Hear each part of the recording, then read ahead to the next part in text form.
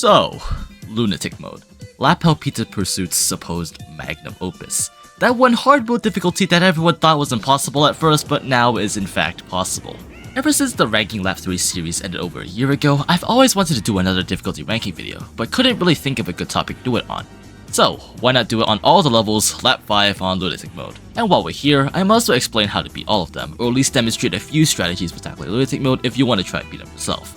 Buckle up, because this is going to be one very long video. Before we start, here's a couple things that you should know. Lunatic Mode requires a lot of game knowledge and a bit of advanced movement techniques. So, before you even consider cranking the difficulty up to Lunatic Mode, here's a few things you should know and be able to apply to your gameplay. If you want to immediately skip over to an explanation on the rankings, you can check the YouTube timestamp feature and skip over this part. Also, because of this video's length, you can also use this feature to find the level you're struggling on the most to find a semi-reliable strategy to beat it. Unfortunately, these strategies aren't very idiot-proof, as many things can and will go wrong, so don't expect to turn off your brain and beat every level on your first try. Another thing to note is that the footage being shown may be spliced, with different point scores, war timer times, etc, but this is only due to the sheer randomness of Lunatic Mode and every attempt may vary from time to time. Okay, time to talk about movement. First up, Mach cancels are important, like very important. They're so important they're probably said over 100 times in the script. Performed by doing a grab, then immediately pressing the opposite movement button, like left or right, you will immediately halt all movement and are able to do a plethora of movement options. Belly slide to the left or right, long jump to traverse corners like these quicker, or even halting your movement mid-air, which Peppino will perform this little twirl animation in the air. Another important tip to know is understanding your movement options. Refer to my best way to achieve Mach 3 short for a bit more in-depth information, but the general consensus is to perform a belly slide if you have the space, and to jump grab if you don't. You're gonna want to understand how movement works in Pizza Tower and be able to P-rank most if not all levels before playing, as during lap 4 you have to complete the rest of the lap under the strict time limit. Some miscellaneous tips include learning to hold left or right while dive bombing, which can be beneficial with gaining some additional distance while performing it. Also, learning the level's escape level can help you find the most optimal routes and try not to stop during the lap. And remembering that holding jump actually increases how high you go. Lightly tapping the jump button allows you to short hop, while holding it allows you to jump higher. Optionally, you should create a multi-bind for a fast fall, which has saved me and many others numerous times during lapping. To do so, go to the options menu, select controls, and have the jump, grab, down buttons to be mapped to one button. In this case, I'll be using the S button, and then you should be good to go. The fast fall acts similarly to the twirl move that I mentioned before, but you'll go down a lot faster and a lot quicker than usual. Be careful though, as the fast fall is high risk, high reward, and if you miss, it can be detrimental. Additionally, you'll also need to be in a form of Mach run to be able to perform it. For most cases, I'd recommend sticking to the twirl move, but if you really want to learn how to use the fast fall, I recommend trying to apply them to levels such as John Gutter or any of the floor levels to be exact, before applying it to your actual gameplay. Now that you've learned some new techniques for your gameplay, it's finally time to discuss the rankings. I'll briefly explain the criteria. Each level is ranked in terms of difficulty.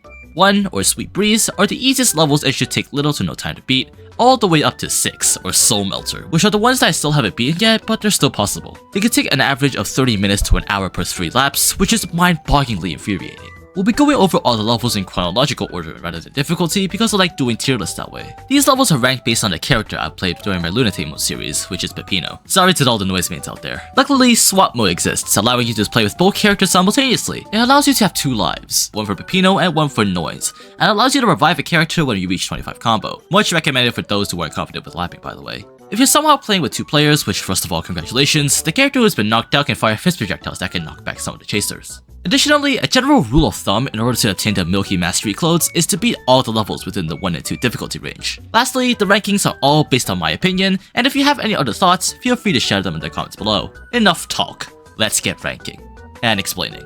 Oh boy, my throat is gonna hurt after this video.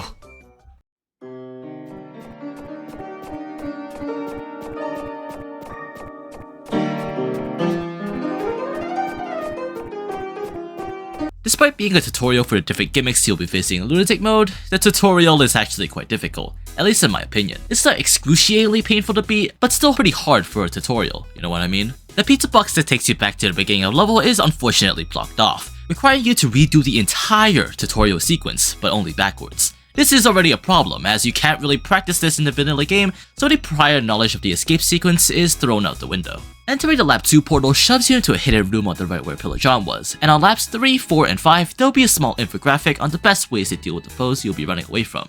The first of the 4 foes is Pizza Face, which at first he doesn't look any different, however, you will soon realize that this is not the case. Pizza Face can now rubber band to your position like John Ghost in Wasteyard, meaning he will gain speed fast and lose speed slow.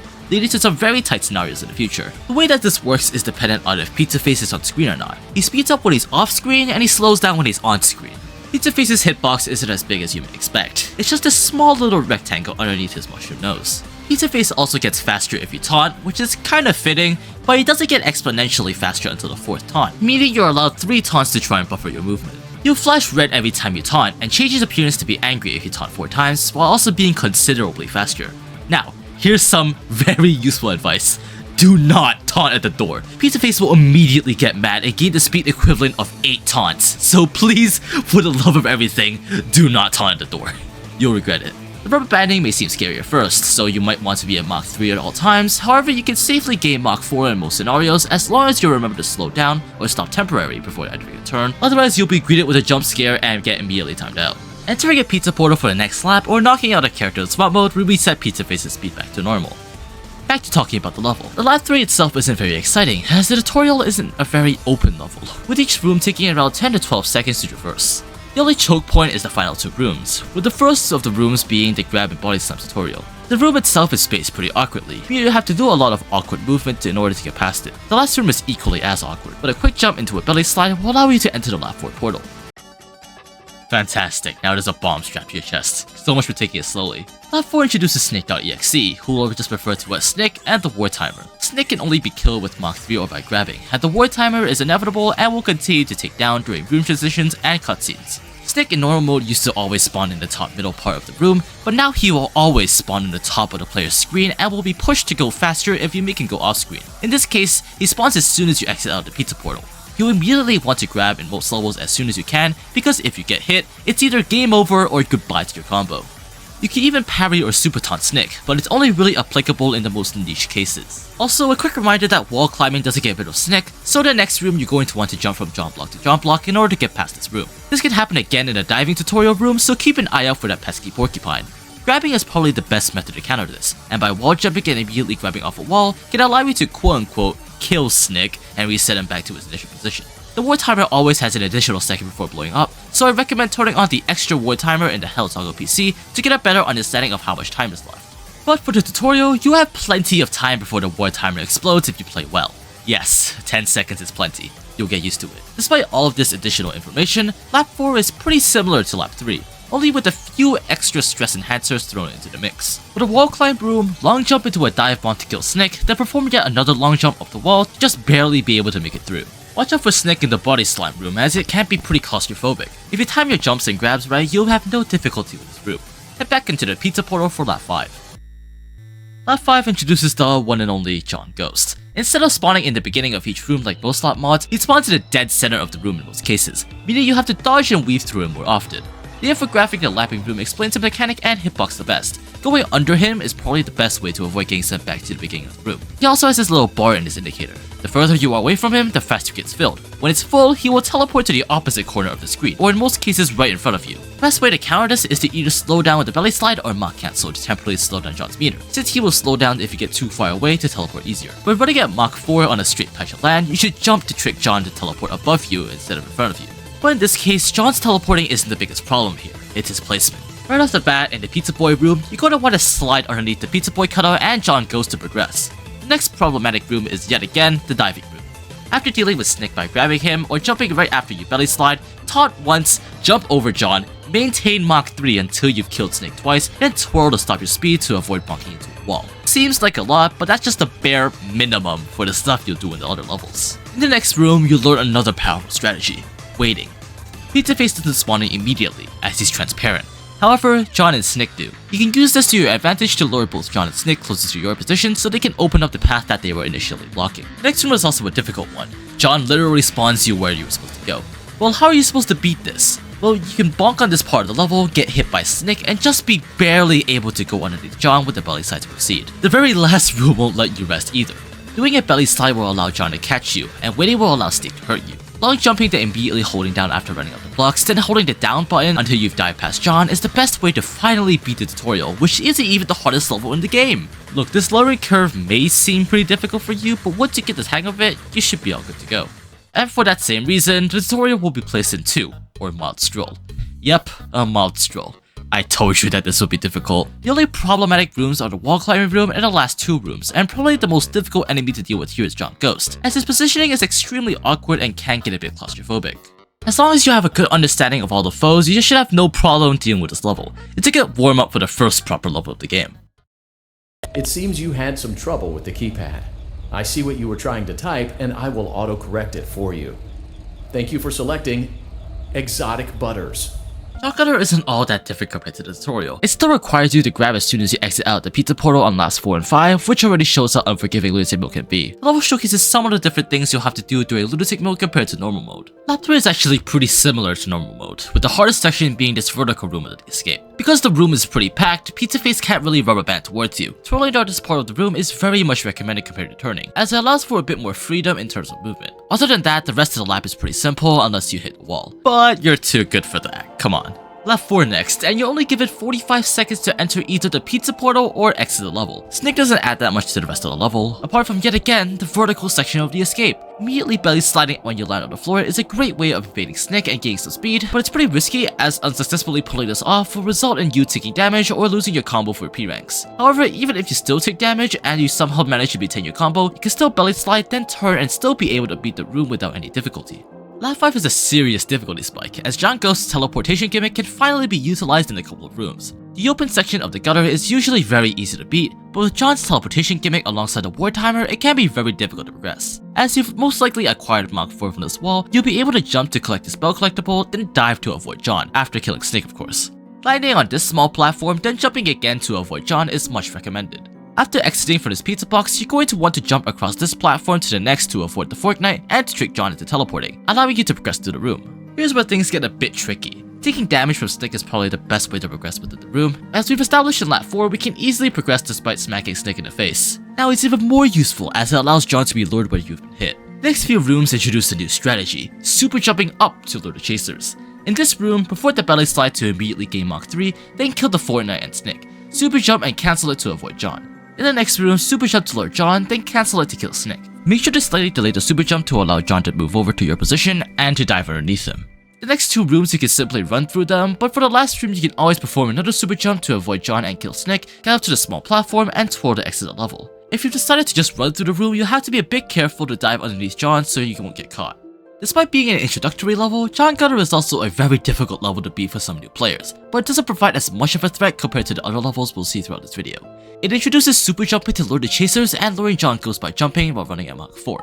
The most difficult enemy to deal with here is John Ghost, and War Timer or Pizza Face if you're struggling to blitz through the escape sequence. Snake is annoying, sure, but because of how big the level is, he wouldn't hurt a fly. Overall, apart from lap 5, John Gutter is a pretty simplistic level to conquer, but it's still a pretty big difficulty spike. John Gutter will be placed in 2 or Mod Stroll and above the tutorial. Why? Because you can't really P-rank the tutorial, so hotfix checkpoints are a-okay for it. However, in John Gutter, you can P-rank it, so you have to be a bit wary of your combo. Well, at least that applies for now. I have never in my life, I swear. Nah. Hey, may Zeus himself strike me down if I'm lying. Pizzascape is a pretty complex level from the outside, but during gameplay, it actually really isn't that bad. Lap 3 is actually no big problem, just run from a pizza face that's a lot closer to you due to its rubber banding. The thing that's most important to beating levels on Lunatic Mode is adaptability, as foes will be placed in different spots compared to normal mode. In this level, an example of this would be instead of belly sliding off this ledge, you're going to want to grab off the ledge. This will be helpful later. Immediately perform a Mach cancel, then grab to continue on with the room and proceed as normal. Another great example of this is in the room with the bottomless pits. It's up to preference whether or not you would like to perform a long jump or a jump grab, but I prefer to perform a jump grab as you're going to both need the speed and a limited amount of height that you gain from jumping, but at the end they're both acceptable options. Finally is the room with the priest and the ledge. Instead of wall jumping off this weird slope thing, turn at Mach 3, jump, run off the ledge, and then jump again. After exiting the door, grab, Mach cancel, and grab again to just barely avoid the Fork Knight that spawns and haul yourself over to the entrance for lap 4. Lap 4 is where the level gets a bit more problematic. You're given 50 seconds on a war timer, and Snick is more annoying than ever. If you pull out the Mach cancel fast enough, you'll just be able to avoid Snick while diving off this platform. If you fail to do so, you can slightly buffer the dive in order to kill Snick. It's slightly difficult to pull off, but when you're able to do so, it's no big problem. In this room with the tomato topping, jump onto this platform with a long jump, then jump grab off of it to kill Snick. Learning how to immediately jump off ladders can be very helpful here as Snick can easily catch up to you if you're too slow. In this room, because you've done a turn at Mach 3 and are able to maintain your speed, you'll be able to kill off Snick and proceed without much difficulty. Lap 5 time, and that's where the grab part finally comes into play. If you belly slid off this part of the level, you'd run right into John. The grab makes it so you just barely avoid John's hitbox in this section. In the room with the pineapple topping, slide then immediately jump to avoid John and kill off Snick. In the tomato topping room, long jump to round the platform, grab Snick, immediately do a twirl and belly slide underneath John. In the very next room, wait for John to reach this platform, then continue on with the room as normal. This rapid sequence of actions can be practiced in lap 4. In this room, long jump on this wall, bonk into it, fall down, and before you hit the ground, immediately grab or belly slide to avoid Pizza Face, Snick, and John. In the penultimate room, be wary of John's teleportation and Pizza Face's rubber banding. Slow down where you're about to exit the room, and run back at the speed of Mach 3 to the next room. If you're going too fast in this room, John can surprise you and send you back to the entrance of the room, or Pizza Face can catch up to you and kill you in a matter of seconds. Even though you're inches away from beating the level, just take it slowly. Grabbing is optional here if you're worried about Snick, but he's too forward from you to really cause any issues. Pizzascape is one heck of a level, but it's not one of the worst levels we've seen. It introduces a couple new strategies to implement, wall hugging and whatever the hell this is in the tomato room, which demonstrates the best way to avoid John, sliding underneath him. One might assume that Pizzascape could be easier to beat compared to John Gutter, but in reality, they're both kind of the same in terms of difficulty. The most difficult enemy to deal with here is John Ghost, and occasionally Snick. They can really mess up your runs if you're not careful, and require you to go out of your way to find some unique strategies to triumph. Pizza Face doesn't pose much of a threat here, and the war timer is somewhat generous. At the end, it's up to debate whether which level is harder, but in my opinion, John Gutter poses more of a threat compared to Pizzascape. So I'll be placing Pizzascape in 1, or Sweet Breeze, probably because I can consistently do this level without much difficulty. Take this opinion with a grain of salt, as Pizzascape's difficulty lingers around the highs of 1 and the lows of 2.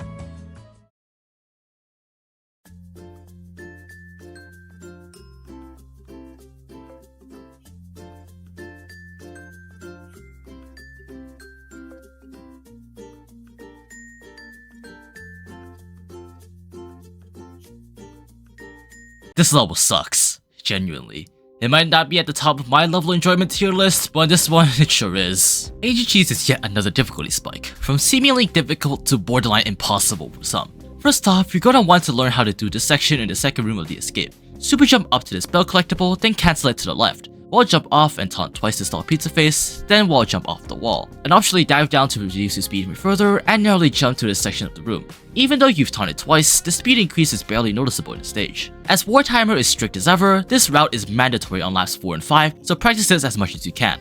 Lap 3 is somewhat simple. Despite Pizza Face's rubber banding, the space between you and him should be pretty similar to normal mode. Perform the strategy I just mentioned before and proceed to the next room. In the very next room, when crossing the cheese blocks, perform a Mach cancel into a long jump to shave off just a bit of time and avoid Pizza Face. Mach turn here, then jump on the cheese blocks and super jump up the gap.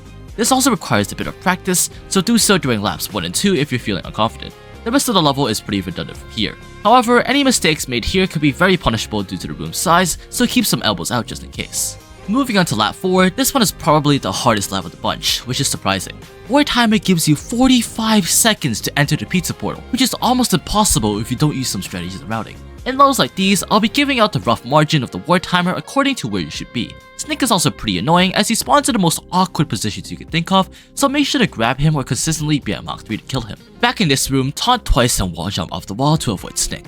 You can also Mach cancel and wait for Snick, but I advise you not to as war timer can screw you over in the long run as every single second counts. You must leave Snick alone as killing him can screw you over in this part of the room. Dive down, jump twice and continue as normal. After entering the pizza box, you should have 30 to 31 seconds left on the war timer. If you're doing so, then you should be on track. The next room plays around the same, just make sure to build up Mach 3 or grab Snick after performing the Mach cancel. When super jumping up the gap, do not, and I mean do not, cancel it as soon as you enter the next room. Snick spawns in the middle and can hurt you while wall running, so make sure to cancel it once you've killed him off. After exiting the pizza box, make sure to not dive right into Snick as remember, diving and wall climbing can't hurt him. Entering this bomb room, you should have around 13 to 14 seconds left on the war timer, so keep at it. Watch out for Snick after wall jumping off this wall here, so I recommend slightly buffering the wall jump to jump over Snick. Entering the pizza box, you should have at least 9 seconds, enough time for you to do your thing. In the last room, grab to kill Snick, then Mach cancel into a long jump to run off the wall. Pizza Face can't catch up to you here, so use this to your advantage to enter the lap 5 portal. Lap 5 doesn't really add that much, other than the fact that John Ghost exists and will make some rooms a bit more claustrophobic than usual. Apply the same strategies used for lap 4, and despite gaining a few extra seconds per war timer, it barely makes a difference. The only room you have to look out for is the second to last room. John can very easily catch up to you if you decide to rush the room, so take some time and stand on the very edge of this cheese block and wait until it crumbles to proceed with the lap. In the last room, make sure to kill Snake by grabbing him and immediately transition into a belly slide to slide underneath John and reach the exit. Be wary of this pepperoni goblin, as grabbing it usually results in a time's up, so make sure to dispatch it with Mach 3 or by rolling to get it out of the way. I've said it once and I'll say it again. This level absolutely sucks to play. It's very dependent on skill, especially on the first couple of rooms, plus the ward timer shows no mercy.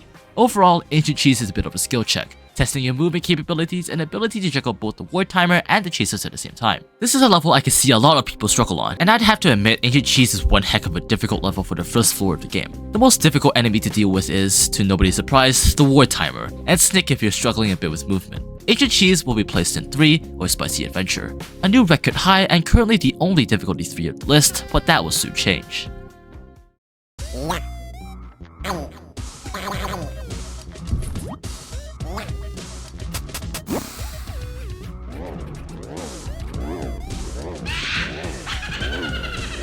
Bloodsauce Dungeon is a vertical level, and it's pretty difficult. Enough said.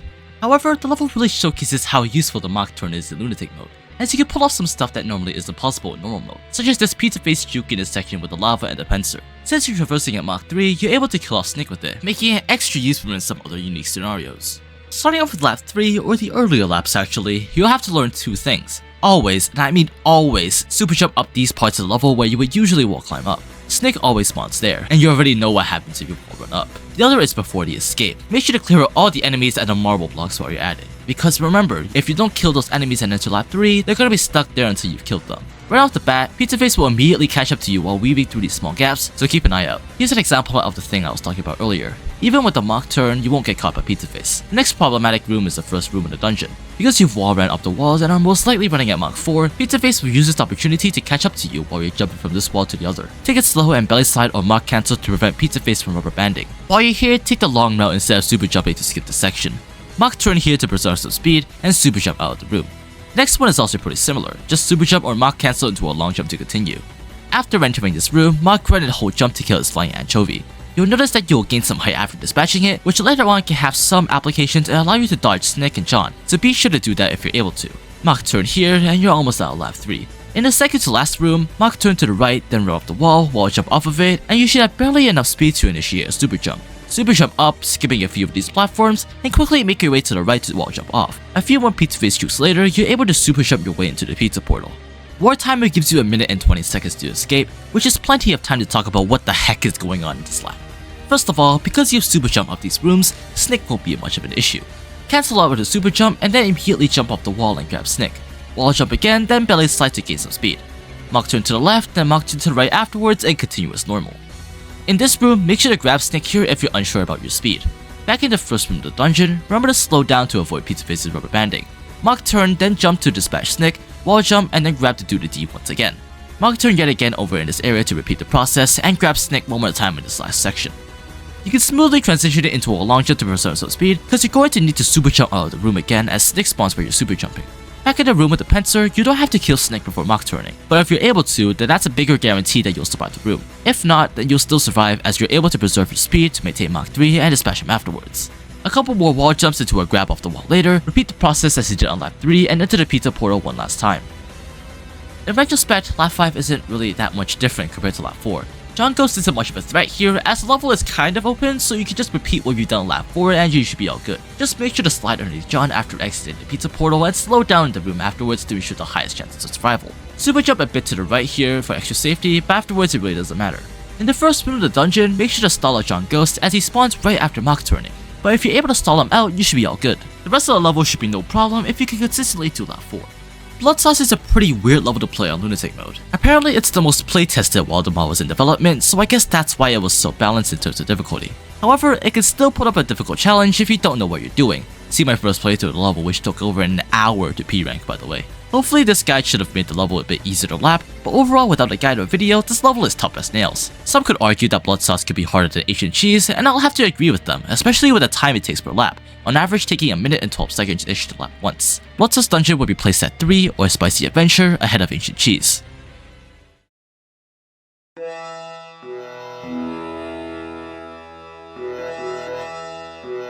You know that one meme of the 3 dragons? 2 of them look all menacing as hell, while the other one just looks like a silly little guy? Well, I think that's the best way to describe Oregano Desert. This level is so easy, even a 5-year-old could beat it. Alas, I'll still have to demonstrate the few methods I used to beat it. Funnily enough, I think lap 3 is far more easier on Lunatic Mode than normal mode. As first of all, Pizza Face rubber bands to you in this section of the level, and since you're gonna need to maintain your combo during P-ranks, you can just Mach turn off the platform or crash into the ceiling here, then twirl to continue with the level without any thoughts. The hardest room is the final room, fittingly enough because you're running at the speed of light here. Slow down before entering the pizza portal as it can allow Pizza Face to rubber band and catch you while cancelling your super jump. Besides that, lap 3 is no problem. Lap 4 is much of the same. War timer gives you 40 seconds, which seems short but in reality isn't much of a threat. In this room, you will want to slow down with the belly slide or Mach cancel as it could allow Snick to hurt you, resulting in a game over. Quickly run over Snick, Mach turn to maintain your speed, run over Snick yet again, and twirl to continue on. The final room is a bit more tricky as Snick is thrown into the mix. Jump over these blocks, kill Snick for the billionth time, then super jump up this platform. Quickly cancel it with a dive, then make your way over to this platform and super jump yet again to enter the pizza portal for lap 5. Even with John's teleporting, lap 5 isn't all that bad. Just make sure to either slow down or trick him into teleporting in this room. In this more open room, make sure to jump off these blocks to kill Snick and avoid John. Also, don't do what I did and rush this room, you'll probably die. You should take it slowly as 13 seconds should be more than enough to make it through the exit. Belly slide into the next room, jump, dive, and kill Snick, then quickly jump again to avoid John. Doing so, you should just have enough time to dispatch Snick. If you're struggling with this method, you can super jump next to the blocks and cancel it to move over John, then make your way over to the exit. I really don't have much to say about Oregano Desert, as it's probably the easiest level out of the 24 levels covered in this video. Oregano Desert will be placed in 1 or Sweet Breeze. Definitely one of the best levels to play if you're new to this mod and want to try out something harder than normal.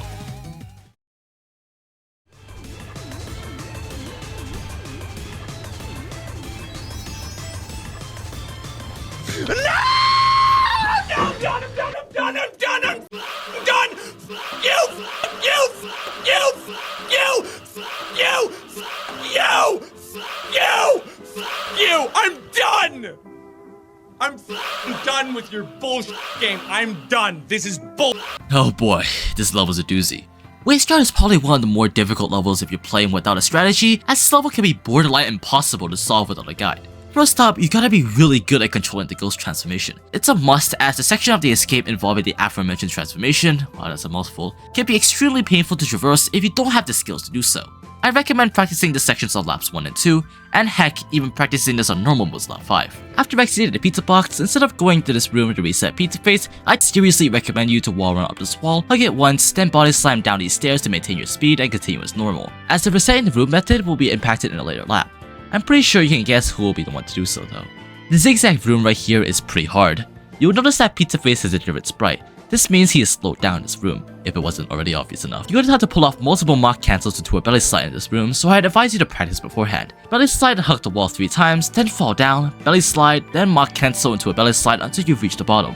In this room, after you climb the stairs, immediately belly slide and Mach turn twice to preserve some speed, collecting some points along the way if you're going for a P rank. In the room with the ghost transformation, I recommend you to Mach turn while entering the mushroom ghost as it can halt all your speed here. If you don't, Pizza Face will be able to rubber band towards you. Try to replicate what's going on in the screen here as it's pretty difficult to explain with words, but this is a general pattern you're going to want to follow.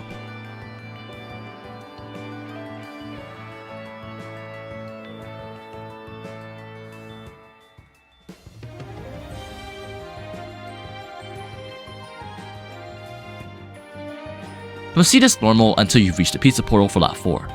Lap 4 yet again is another significant difficulty spike. War timer gives you 1 minute and 25 seconds, which can be problematic if your movement is poor. After exiting the door, long jump and immediately grab to kill off Snick. Another recommendation I have is to surf on these corpses. Well, that kinda sounds weird, but it is what it is, right? As later you'll see what happens if you don't. Do the same thing on lap 3 in this room, and enter the zigzag room once again. Things get a bit more complicated here, so time to lock the hell in. Grab to kill off Snick, then transition it into a long jump. Jump on the wall, jump off of it, grab to kill Snick again, transition that into a twirl, fall down and belly slide to transition into the Mach cancels. This should give you enough wiggle room to lure Pizza Face and the Wasteyard John while killing off Snick so he isn't an issue. In the room with the stairs, super jump and cancel it to kill Snick, jump off the wall and grab while heading towards the wall to kill both Snick and grab the wall. It's just a matter of jumping from wall to wall and repeating the process on lap 3. If you aren't getting the requisite speed to achieve Mach 3, you can always perform a jump grab to kill off Snick. Then you should be able to Mach turn down this section of the room. The next room is where your movement with the ghost transformation really comes into play. Snick will actually use the ghost transformation and will be able to phase through walls to chase after you. He speeds up when you collect ghost peppers, so watch out for that. If Snick does manage to catch up to you, you'll be knocked out of the ghost transformation, unable to proceed with the level as the room is blocked off by a cheese grater. If you're able to beat this room and proceed with the level, you should give yourself a pat on the back and will be able to enter the lap 5 portal. Time for lap 5, which is definitely, without a doubt, the hardest in the level. Right off the bat, there will be 2 John ghosts. You can tell which was which by looking at the indicators. Additionally, Lunatic John moves a bit faster than Wasteyard John whenever he is closer to you, so that's a thing to look out for. Taking the corpses allows you to maintain your speed to prevent Lunatic John from teleporting and catching you. In this room, super jump up to Lord John, then cancel it to kill Snick and proceed as normal. The zigzag room is twice as tight as it throws in a second John in the mix, and worst of all, he spawns in the most awkward spot imaginable, right in front of your face. Make sure to hold that jump button while performing that long jump, as you're gonna need the height to jump over John in this area. The rest of the room is similar to how it was done on lap 4. In the room after it, jump to kill Snick, then super jump near this platform and cancel it to avoid Lunatic John. Take the corpse here as it allows you to slow down to Mach 3 speeds. The stairs room is pretty similar to lap 4, although a bit tighter to pull off due to Lunatic John's spawn position. In the ghost room, there's 2 ways to clear it out. As Lunatic John blocks away the victory, you're going to have to stall up Snick and Pizza Face to squirm your way past him. If you have a super taunt, make sure to stop near the mushroom ghost. When Snick crosses this cheese grater, super taunt and immediately walk over to the right to get spooked by the mushroom ghost. Go around Wasteyard John and fly over Lunatic John, then proceed as normal. If you don't have a super taunt, stand near the mushroom ghost and face the right. When Snick is near, parry him. The knockback of the parry should allow you to enter the mushroom ghost and avoid both Johns at the same time and be able to continue with the level. This strategy is a lot more finicky and can be unreliable at times, so it is recommended for you to move slightly to the left before parrying Snick in order to guarantee Peppino being knocked into the mushroom ghost. Finally, only this room remains until you're able to exit this hell of a level. Once blessed by the priest in the previous room, immediately perform a belly slide to get up to Mach 3. Take the corpse, then kill Snick. When riding that said corpse, kill Snick using it and immediately jump off the corpse. Hug this wall twice, lowering both John and Snick, grab to the left and perform a Mach cancel into a grab to kill Snick. For extra safety precautions, you could do a jump grab if you're unsure about Snick. This should allow you to maintain your combo while proceeding with the run if you want to do a P rank. If not, then you can always wait for John Ghost to come over to you, and then you can take the corpse. This method is way easier and is highly recommended if you just want to be done with this level. The rest of the level is pretty straightforward, so I guess that's a relief. So in conclusion, I'll be placing Wasteyard in 4, or Fiery Showdown, as goddamn this level is a tough nut to crack. However, I'm conflicted whether or not I should be placing Wasteyard at 4 or 5, as it's purely up to your skill. Both Snick and John require you to think out of the box with some really weird strategies that I normally never see in normal mode, and alongside Snick's new gimmick of taking the ghost transformation, it really sets the difficulty up into overdrive. Additionally, Pizza Face's rubber banding can actually be a threat in some rooms, especially in the zigzag room or the room with the stairs. The problem with Wasteyard is how abundantly difficult a lot of the rooms may seem, but with enough planning and strategizing, it should be more than bearable. This single level alone took over 1,000 words to write the guide on, and if that doesn't show how difficult of a level this is, then I don't know what will. Maybe this footage of me playing Wasteyard should do the trick, as a picture or video is worth 1,000 words after all. It took me an hour to complete the P rank, and that was with prior practice the night before recording. It's definitely one of the hardest levels we've seen, but however, it actually isn't the hardest level of the game, which is very, very concerning. We're gonna be talking about the chicken. We'll be talking about the Mort. Do you think that's funny, butthead? Do you find it amusing that we'll be talking about the Fun Farm? The PTSD is kicking in. That aside, Fun Farm is also a pretty tough level to beat. It's not as bad as Wasteyard, but definitely a level that will be placed moderately high on the list. You can tell that I'm slowly getting burnt out from writing the script, as I only have 36 words to describe the intro to the level, but whatever, we have another level to conquer. The level starts off with the very first room. Wow, is it poorly designed. Once you've exited out of the pizza portal, grab and Mach turn off this ledge. It doesn't matter if you have Mach 2 or 3, just do it, okay? In the next room, rather than taking the ladder, super jump and cancel it into a dive bomb. Once you've landed, belly slide and get ready for the leap of faith, trademark. With some extra speed, you can wall climb up the small platform. Jump onto the small platform and then jump off of it. I recommend jumping as soon as you've entered the room, and make sure to remember that your jump power is dependent on how long you've held the button for. I'd say a moderate amount of pressure for the first jump, then hold the button for dear life on the second. If you're able to pull this off, then congrats! You should have enough speed to walk off to the second platform and reach the exit of the room. Speaking of the next room, you should ideally slow down to Mach 3, then run all the way to where the stupid rat is, or was, then crash into the wall, tumble down, then transition into a belly slide. Run all the way to these set of platforms at this overhang. Dive bomb to where this potato farmer spawns, run up the wall, then Mach turn and twirl to avoid Pizza Face. Wall climb to where the door is and enter it. Here's where things get a bit tricky. This room, so compact, so sophisticated, so claustrophobic, so unique, to say the least. Belly slide over to this wall, hug it 3 times, fall down, and transition into a belly slide. Dive bomb while holding left to avoid pizza face and kill off the potato farmer. A different way to do this, which is a bit easier, is to simply walk over to the edge of the platform until pizza face is close by, then just jump to lure him to the corner, then immediately belly slide to the other side, dive bomb, and kill the potato farmer. After this, you should be able to proceed with the level and super jump up to the pizza portal for lap 4. Entering the lap 4 portal, you're given 45 seconds from the war timer, which should be more than enough time. The beginning of lap 4 is relatively the same, up until the barn. While climbing up the walls near the door, make sure not to dive right into Snick as he might get you. The Room of Death is up next. You've got 2 ways of doing this room once again. The first involves getting hit, which is a lot riskier if you have a P rank. Grab Snick, then cancel that set grab Snick yet again, and he should knock you towards the bottom right of the platform. Belly slide and transition into a dive bomb and you should be fine. The next strategy involves a super taunt. Grab Snick to kill him, then perform a jump grab to kill Snick again. The sheer power of the super taunt will eliminate Snick and allow you to fall down, belly slide, and dive bomb off the platform. The rest of the level is about the same, so make your way back to the pizza portal and enter the lap portal for the 5th time. Lap 5 immediately has something new. After exiting the first room, super jump and cancel it to lure both John and Snick, then dive to not waste any time. The leap of faith has changed. John Ghost now blocks your way if you decide to take the normal route. Instead, taunt 2 times to stall John. The 2 taunts won't make much of a difference, so it should be fine. The barn is a lot more tighter with the introduction of John Ghost, so make sure to jump over him in this part of the room. The Room of Death, yes I resorted to calling it that, hasn't changed that much, apart from the super taunt strategy requiring you to jump a bit higher to lure John to where you are. The second to last room involves a super jump to lure both John and Snick. After that, it's just a simple walk to the exit. Fun Farm is certainly a level of all time. Apart from the Leap of Faith and the Room of Death, it's a pretty easy level to learn. However, it's not all sunshine and lollipops. Some rooms can be inconsistent, tight, and downright not very enjoyable to play. The Leap of Faith can screw you over, as the timings for each jump can be extremely precise for some, and the Room of Death can screw you over if not executed properly, resulting in a strict and somewhat annoying experience. War timer is pretty lenient, alongside Pizza Face if you know how to control your speed. Snick and John are probably the hardest to deal with here, as seen in the Leap of Faith and Room of Death, requiring extensive knowledge and some form of risk to pull off. Fun Farm will be placed at 3 or Spicy Adventure, above Bloodsauce Dungeon and Ancient Cheese. If you're experienced at lapping, it might rank lower than both levels, but I feel like this placement is justifiable for a casual experience.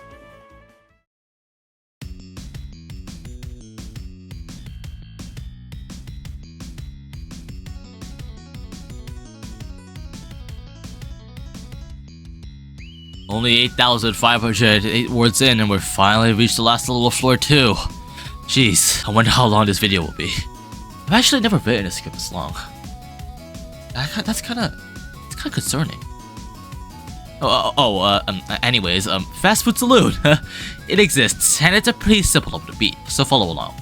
In the room after exiting the pizza portal, Mach turn here and let go of run. Peppino will slow down, allowing you to climb down it to descend. You can't press the button on Lunatic Mode as Pizza Face will rubber band towards you. Dive bomb near these 2 vents, roll under this gap thing, and here's where things get pretty stylish. If you're running at Mach 3 and are able to grab this range shooter, Peppino will perform this swing attack which allows you to hit another range shooter and dispatch the one you're swinging by simply making contact with the wall. After that, fall down and then grab another range shooter, and swing with it until you've made it out of the vent, and press down to perform a power driver. Once the range shooter is dead, quickly grab to the left. Don't perform a belly slide here as the vents will lift you out of state, resulting in a quick and easy death. A few wall jumps and several rooms later, you'll reach this little room here. You should be able to achieve Mach 4 before entering this room, and if you don't, you can always slow down. Run up to the wall and hug it 3 times. Fall down, then perform a twirl into a belly slide to narrowly avoid Pizza Face and continue with the level. It's kinda similar to what happened in Wasteyard, and if you beat that level before, then this room should be no problem. In the last room, you can either jump off this Bandito Chicken to reach the wall or super jump. I recommend super jumping as it's a lot safer, but the Bandito Chicken method will help a lot later. Instead of Mach canceling to go into the pizza box, go back to the entrance of the level, wait for Pizza Face to get a bit closer to you, long jump and climb this wall, and you'll discover a secret passageway containing a beer bottle that will launch you down towards the dash pad. This should allow you to juke Pizza Face and let you go down the pizza box to enter the pizza portal for lap 4. Lap 4 is where things get fun. War timer gives you 55 seconds, pretty strict but manageable. Be sure to kill off Snick before cancelling your Mach run as he can't hurt you if you're not careful. The rest of the level is pretty much the same as lap 3. While performing the power driver, Snick can actually hurt you, so use this to your advantage to progress within the ventilation room. After the zigzag room, it's a mad dash to the beginning of the level. Juking Pizza Face once again and going down to the pizza portal room, you should have barely enough time to enter the pizza portal for lap 5. Lap 5 is more or less the same as the previous laps. If you play your cards right, John shouldn't be much of an issue. In the ventilation room, make sure to slow down and wait for John to reach the wall, then body slam down to kill Snick. Slide underneath John here and you should reach the zigzag room. If you're running at Mach 4, you should just have enough space and time to allow John to teleport to the top left of the room, giving you a bit more spacing before the Mach cancels. If you couldn't get John to teleport, which is seen in this clip right here, you should be a bit more careful while performing the Mach cancels. Now decide to go back to Mach 3 in this room here, and be sure to always super jump in this room, as jumping off the Bandito chicken allows John to teleport right in front of you. After that, it's just a casual walk to the exit of the level. Fast Food Saloon is a pretty simple level to beat. Other than a few anomalies that may occur due to stress, drywall liking, or lack of speed, it's generally a pretty easy level to traverse and beat. The most annoying enemy to deal with here is Pizza Face or even Ward Timer if you're unable to fit through some of these small gaps or struggle with the escape. Snake can be killed with grabs or by Mach running, and John Ghost can be manipulated or slid under easily. Fast Food Saloon is definitely one of the more tame levels on this tier list, so I'll be putting it in 1, or Sweet Breeze, but head off Oregano Desert because let's be honest, that level is completely free.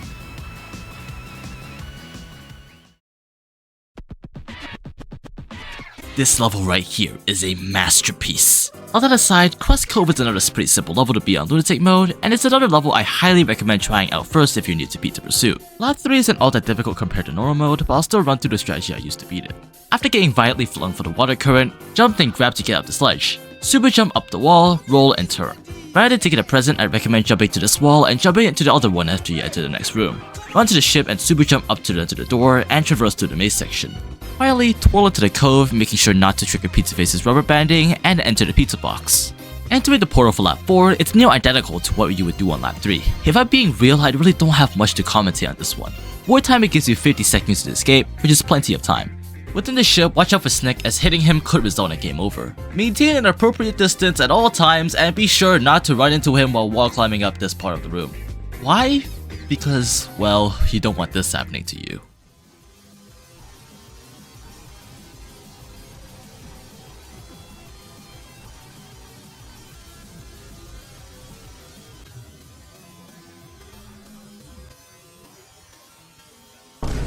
Snick! No, Snick! You...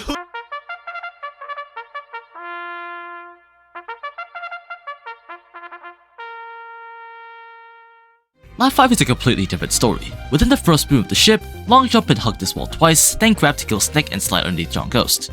Upon entering the maze, watch out for John Ghost after you fall down as he spawns directly underneath you. Immediately performing a grab to the left is a great way to avoid him.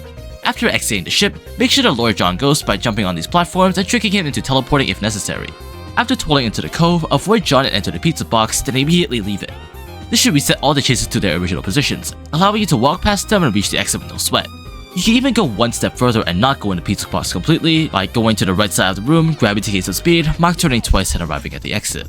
Overall, Crust Cove is another pretty easy level, but don't take it for granted as the levels coming up will be much more difficult. If you don't know what you're doing, Crust Cove could be somewhat of a challenge, but I don't really see myself or others struggle with this level. So I'll be placing Crust Cove in 1 or Sweet Breeze. None of the enemies really pose a threat here. Maybe Snick if you get too greedy on the dives, or John in the second to last room as it's very open, but that's all to it for this level.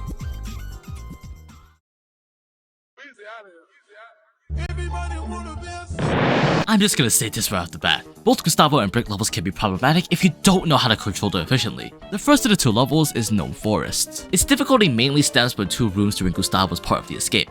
Firstly, to effectively skip a huge chunk of the pizza portal room, you can hold down and jump to hop through the gap into the pizza portal. This is crucial for laps 3 and 4, as Pizza Face and Snick can catch up to you very easily and War Timer leaves no room for error as it is very strict. Also, a quick disclaimer, a lot of people think that this jump to the pizza portal is kind of luck based and up to RNG, but you can somewhat negate this by simply holding the jump key all the way until you get out of the gap and belly slide into the portal. Why does holding the jump key guarantee this instead of normally tapping the jump key? Well, I got no clue, ask my pig, it's his coding after all. Upon entering lap 3, grab as soon as you can to transition into Gustavo and Brick and get back up to speed as soon as possible. In the room with the giant mushrooms, pay very close attention to how Gus and Brick bounce between each mushroom, making sure to maneuver them if they go off course. You generally want to follow this route shown on screen as it's both the easiest to pull off and should allow you to ward off the chasers. Kick Brick at this pizzer, jump up the blocks, and you should be able to leave the room. The dreaded ladder room is up next, and I've developed a bit of a strategy myself while playing. Run over to the ladder, and when Pizza Face nearly reaches the end of the shadow, jump, then double jump on the first clock collectible, and grab when Brick's body fully makes it up the platform, and hopefully you should have survived. If not, then try to get a rhythm of double jumping like this, then slowly implementing the grab to jig Pizza Face.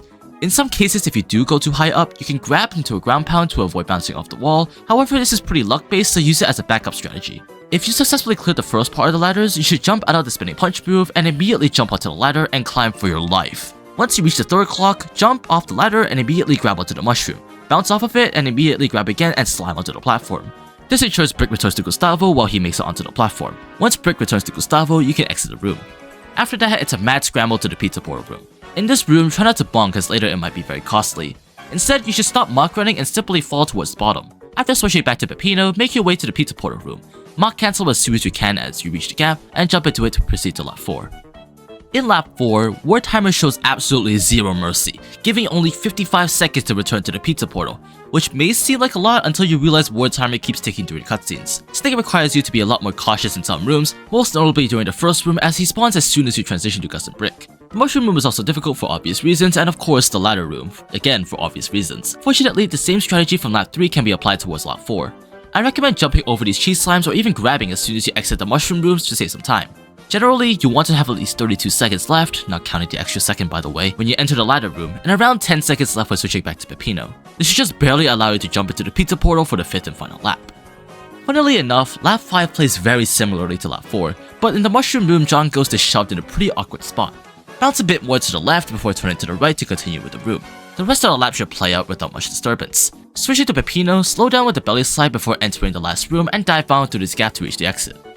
I don't have many good things to say about Gnome Forest, as it's an extremely difficult level to play. So many things can go wrong, from War Timer being a nuisance to the inconsistency of the jump to the pizza portal with just a huge, big, fat, ugly mess. As expected, War Timer is your biggest threat here, as you'll learn to hate it with a passion. Snake can hit you here and there at times, but as long as you know how to time your grabs, you should be a-okay. Because I have some spare time, I might as well rant a bit about the rooms, because holy cow is it inconsistent if you don't know what you're doing. The strategy I've given to you guys probably doesn't even work half the time. It's just down to your timing, skill, and game knowledge, especially in the pizza portal room. Funnily enough, while P ranking, most of my deaths were due to that room and surprisingly not the ladder room, and this was before I knew about the holding jump tip. Even with all of this, I still believe that there are levels in this game that are way harder than this. Gnome Forest is a tough cookie to munch, but if you can practice the strategies to get consistent, it should be more than bearable to swallow. And that was probably the worst analogy I've ever written. Gnome Forest will be placed in 4 or Fiery Showdown. I personally don't think it's as hard as Wasteyard, as first of all, the escape is pretty short, and with a decent enough strategy and good timing, it should be more than accessible to beat. Deep dish pizza is not only not better than New York pizza, it's not pizza.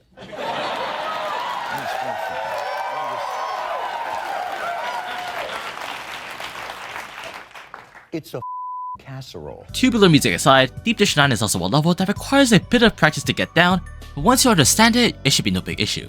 The escape sequence is actually much shorter than you think. War Timer says otherwise, but I disagree. Exiting the pizza portal for lap 3, hold run and down to quickly dive underneath this gap. The next few rooms should be familiar if you played normal mode. Enter the door, jump from wall to wall, take the rocket, exit the room, done and dusted. The next room is a bit more complicated. Belly slide and jump to climb up this wall, then Mach turn onto the rocket. Build up some speed, then jump off the rocket, climb the wall, and dive into the teleportation pizza. After teleporting down to this section, taunt twice, then drawn to the first olive. This should give you just enough time for Pizza Face to swerve in slowly while you're bouncing. Pop the bubble and enter the door. In this room, it's up to you whether or not you would like to twirl your way down or just drop from platform to platform, but I recommend twirling as later on it'll be more useful. Once you've reached whatever this contraption is, be quick to reach the platform where the pink block is before the olive trooper spawns in. If he does, then it'll be a lot harder to land on the platform. But let's slide underneath the pink block, twirl down onto the rocket, take that said rocket back to base, and super jump up to the pizza portal for lap 4. Lap 4 plays pretty much the same as lap 3, even with Snick and War Timer. Enter the door and grab Snick after wall jumping so he doesn't prick you with his quills. Do the same thing here and take the rocket to the door. This room plays pretty much the same as lap 3, so use that newfound knowledge to proceed. The same goes for this room, although you have to look out for Snick as he spawns as soon as you exit out the door. Take the rocket back and return to base for the 4th time now and super jump into the pizza portal. Lap 5 is where things get a bit more complex. Right after exiting the pizza portal and reaching this room, you're going to want to wait for John Ghost to come down towards you, as directly taking the olive and bouncing against the wall will allow him to catch you. In this room, wait a bit for John Ghost to come down to where you're at and continue as normal. This room also plays the same, even with John's teleporting. It should be no big problem if you know what you're doing. We're heading towards the penultimate room now. Rushing the room will result in John intercepting you and taking you on a one-way trip to the time's up screen. You got 2 choices to beat this room. You have to risk it for the biscuit way, which requires you to long jump on this wall, hug it, then immediately long jump towards the other side, twirling and grabbing to avoid John. After that, fall down towards here and tap the grab button to hold the wall for a bit so John doesn't teleport. After that, slide underneath the pig block, take the rocket back to base for one final time, and beat the level. The second plays it a bit more safe and involves a super taunt. Make sure to tap the button once though, as pressing taunt twice will cause Pizzaface to be slightly mad at your actions. Long jump to the left as high as you can without hugging the wall and super taunt. Afterwards, fall down to dodge John and proceed as normal. Even if you do enrage Pizzaface, you should be able to reach the rocket ship by twirling instead of grabbing. Deep Dish 9. Short, sweet, frantic, stressful Pizzaface. That's what I can really say about this level. Snick can get in your way at times, but as long as you remember to grab, he should be easily dealt with. The only difficult part of the level is definitely the second to last room. It's extremely cramped, meaning there are numerous opportunities for Pizzaface to catch up, John to teleport, and Snick to be Snick. Despite this, Deep Dish 9 will be placed in 2 or Mount Stroll behind John Gutter. The only difficult part about this level is the final room, so it is a complete cakewalk, although it lingers around the high 1, low 2 section.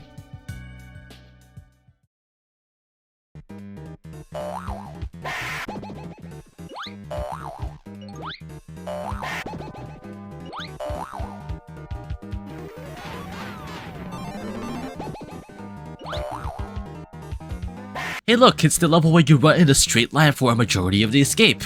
Unfortunately, the Lunacy has changed that.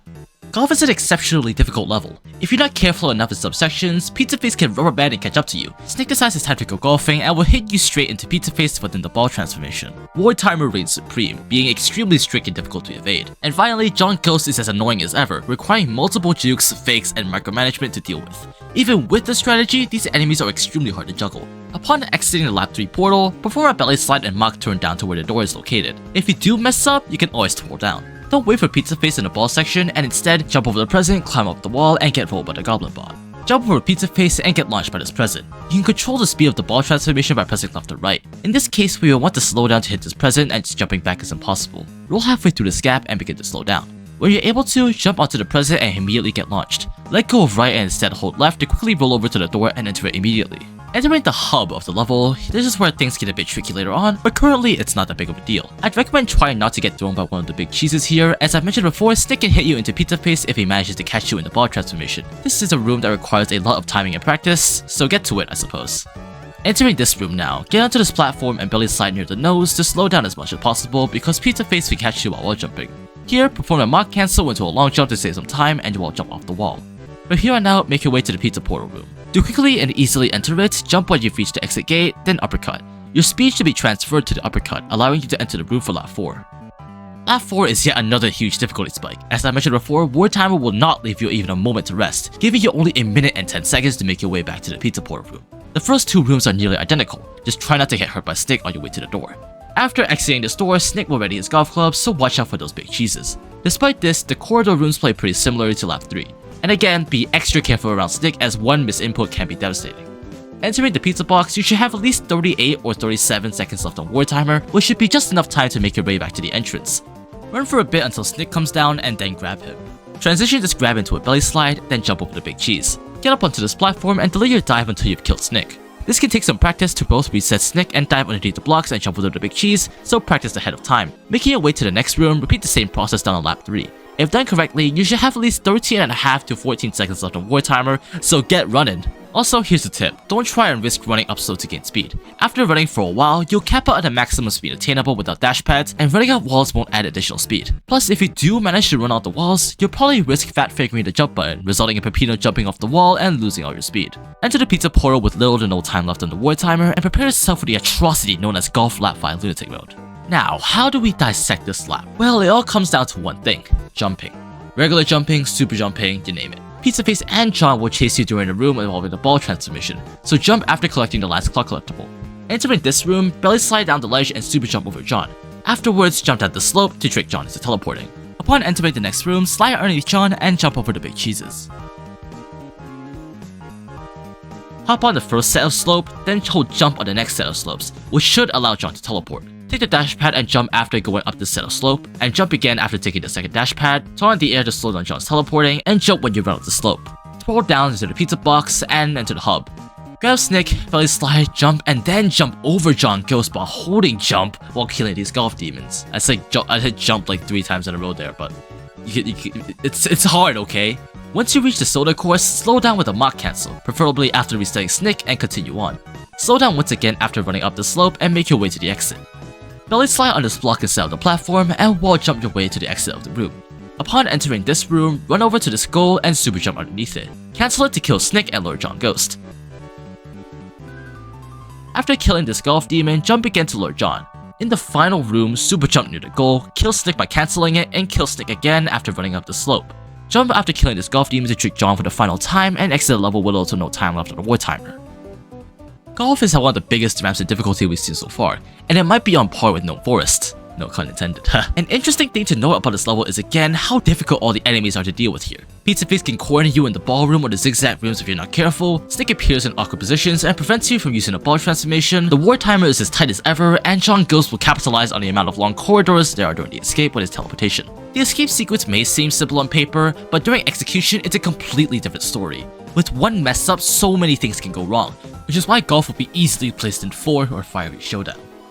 Gnome Forest has a visible pattern which you can replicate on each lap to successfully beat, but in Golf, if you're not precise enough, John might teleport incorrectly, Snick might hit you into Pizzaface, or a war timer will blow up due to a lack of pace. Plus, the escape is the longest we've seen so far, taking a grueling 1 minute and 10 seconds on average to lap once. Do the math, and that's 3 minutes and 30 seconds for all 3 laps. But, do I find Golf to be harder than Wasteyard? Well, they both have a unique Snick transformation, and they all have a choke point at the middle of the end parts, and they both have annoying placements for both Snick and John. War Timer, however, is a bit more lenient on Wasteyard, but that doesn't justify how big of a threat Pizzaface is on Wasteyard. You'd rarely see Pizzaface on Golf unless you're in the ballroom or slowing down for the zigzags. With this logic, I'll be placing Golf behind Wasteyard. I still find Wasteyard to be harder, but depending on how well you deal with Pizzaface or War Timer, their positions may be flipped.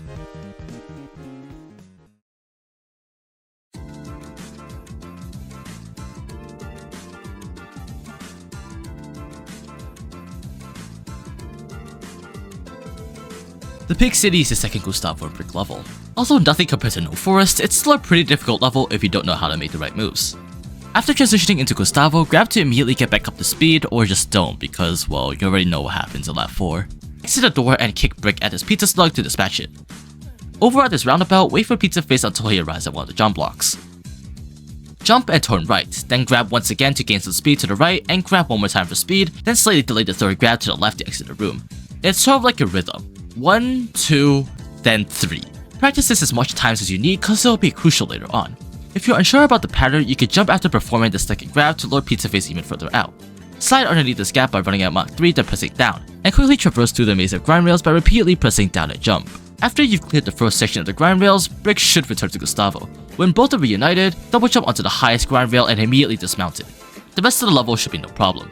After exiting the taxi, you can safely take the rat balloon out of this pit and make your way to the start of the level for lap 4. Lap 4 is where those really unnecessary grabs become, well, necessary. Starting off with this brick kick, you get a 2-for-1 deal as it also kills Snick, allowing you to progress. War Timer gives you roughly a minute to take a cab to the exit, which should be plenty of time. Repeat the same thing in the roundabout as you did on lap 3 and then exit the room. Here's where things get a bit tricky. Double jump onto the shrimp dog and take out Snick with it. Wait for roughly 1 second, then jump, press down to perform a slam to separate Gustavo from Brick, prematurely jump in the air as lone Gustavo, and while you're airborne, Brick should return to you. Once she has returned to Gustavo, double jump, grab, then slam. After that, continue as normal. Exiting the taxi as Peppino, jump grab onto this wall, then jump grab again off the wall to dispatch Snick. Climb onto this platform by jumping and jump grab again to kill off Snick once again. You can easily practice before lapping and I highly recommend doing so. Make your way back to the beginning of the level for lap 5. Lap 5 is where things get a bit harder, but all in all, it can be manageable. Make sure to jump over John Ghost here as you may enter his hitbox if you don't. The roundabout is also pretty similar to lap 3, so that's that. The next room, however, isn't the same story. Enter the room with no speed, so let go of run before you enter it. Double jump onto the shrimp and Snick as usual, but wait a bit longer before performing the slam with Snick. Run a bit more to the left before jumping as John should be lured over to the right. Double jump with Brick, grab, and slam, the usual stuff. Then comes the hard part, the transition room. Never thought I'd actually say that, but it's fine. Entering the room, you'll be greeted with John Ghost and Snick guarding the swap sign to Peppino. After regaining control of Gustavo, immediately perform a double jump up to the roof, grab for some extra speed, and immediately slam headfirst into both John and the swap sign. If you're quick enough, Gustavo should slam through John and be able to swap back to Peppino. After taking a taxi back to the pit, perform the triple jump grab and exit the room. Super jump up to this grind rail, cancel it to kill Snick, then take the other set of grind rail, and dive to avoid John. Jump after running down this ramp to slightly lure John so you can dive underneath him. If he does catch up to you, you can always slow down. Jump over these 2 platforms and John and make it to the final room. Upon entering it, purposely get caught by John and spam grab for your life, as Pizzaface just barely spawns in after you regain control. Yet again, the Pig City requires extensive knowledge on how to control both Gustavo and Brick and Peppino. The amount of effort required to beat this level on Lunatic Mode compared to normal mode is similar to night and day. The most difficult enemy to deal with here is most likely Snick or even Pizza Face, as John can't teleport while playing as Gustavo and Brick, and War Timer is pretty lenient on this level. However, I feel like Pig City will be a bit harder than some levels like Deep Dish or Fast Food, so I'll be putting it above them. The tutorial is cramped compared to the Pig City, where you have a bit more freedom to move around and such, so I still think the latter is easier. The Pig City will be placed at 2 or Mild Stroll.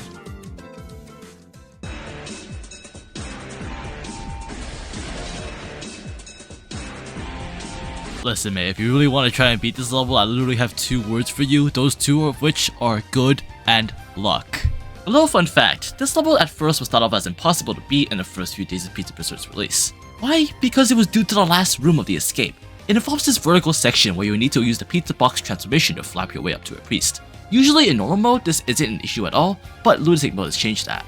Pizza Face's rubber banding has made this section extremely precise, and back then, it was only considered possible with pause abuse, a method to skip the pizza box transformation.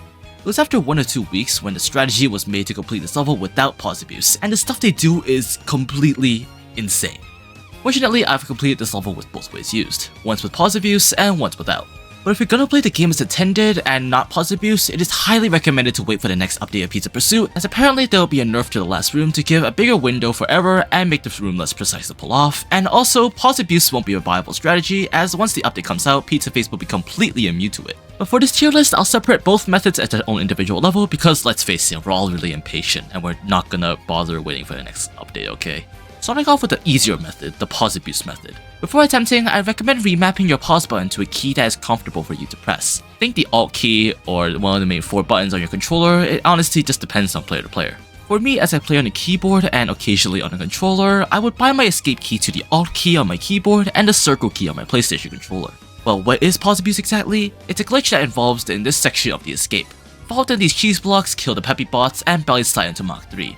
Release the belly slide to perform this animation, then repeatedly press the pause button to pause and unpause the game. If performed successfully, the box stamper will miss Peppino and will allow you to proceed with the level. But for this box stamper, it's a lot easier. Long jump to jump over the box stamper and towards the wall, hug it once, and fall down. This part of the escape should be similar of that to Egg's lap mod, so if you play that mod then this part should be pretty recognizable and you should be pretty familiar on how to handle this section. If not, here's how you do it. Super jump and cancel it to the right, then wall jump off this wall. Jump over to this platform, and in quick succession jump over to the other platform. Climb up the walls, and once you've reached the priest, you've returned back to the normal route. Okay, time for the lapping itself. Once you've exited the pizza portal, you can belly slide underneath this gap and dive bomb to shave off a bit of time, but crawling underneath it and holding down into a dive bomb works as well. Perform a Mach turn here and hold jump to gain some height while ramming into these weenies.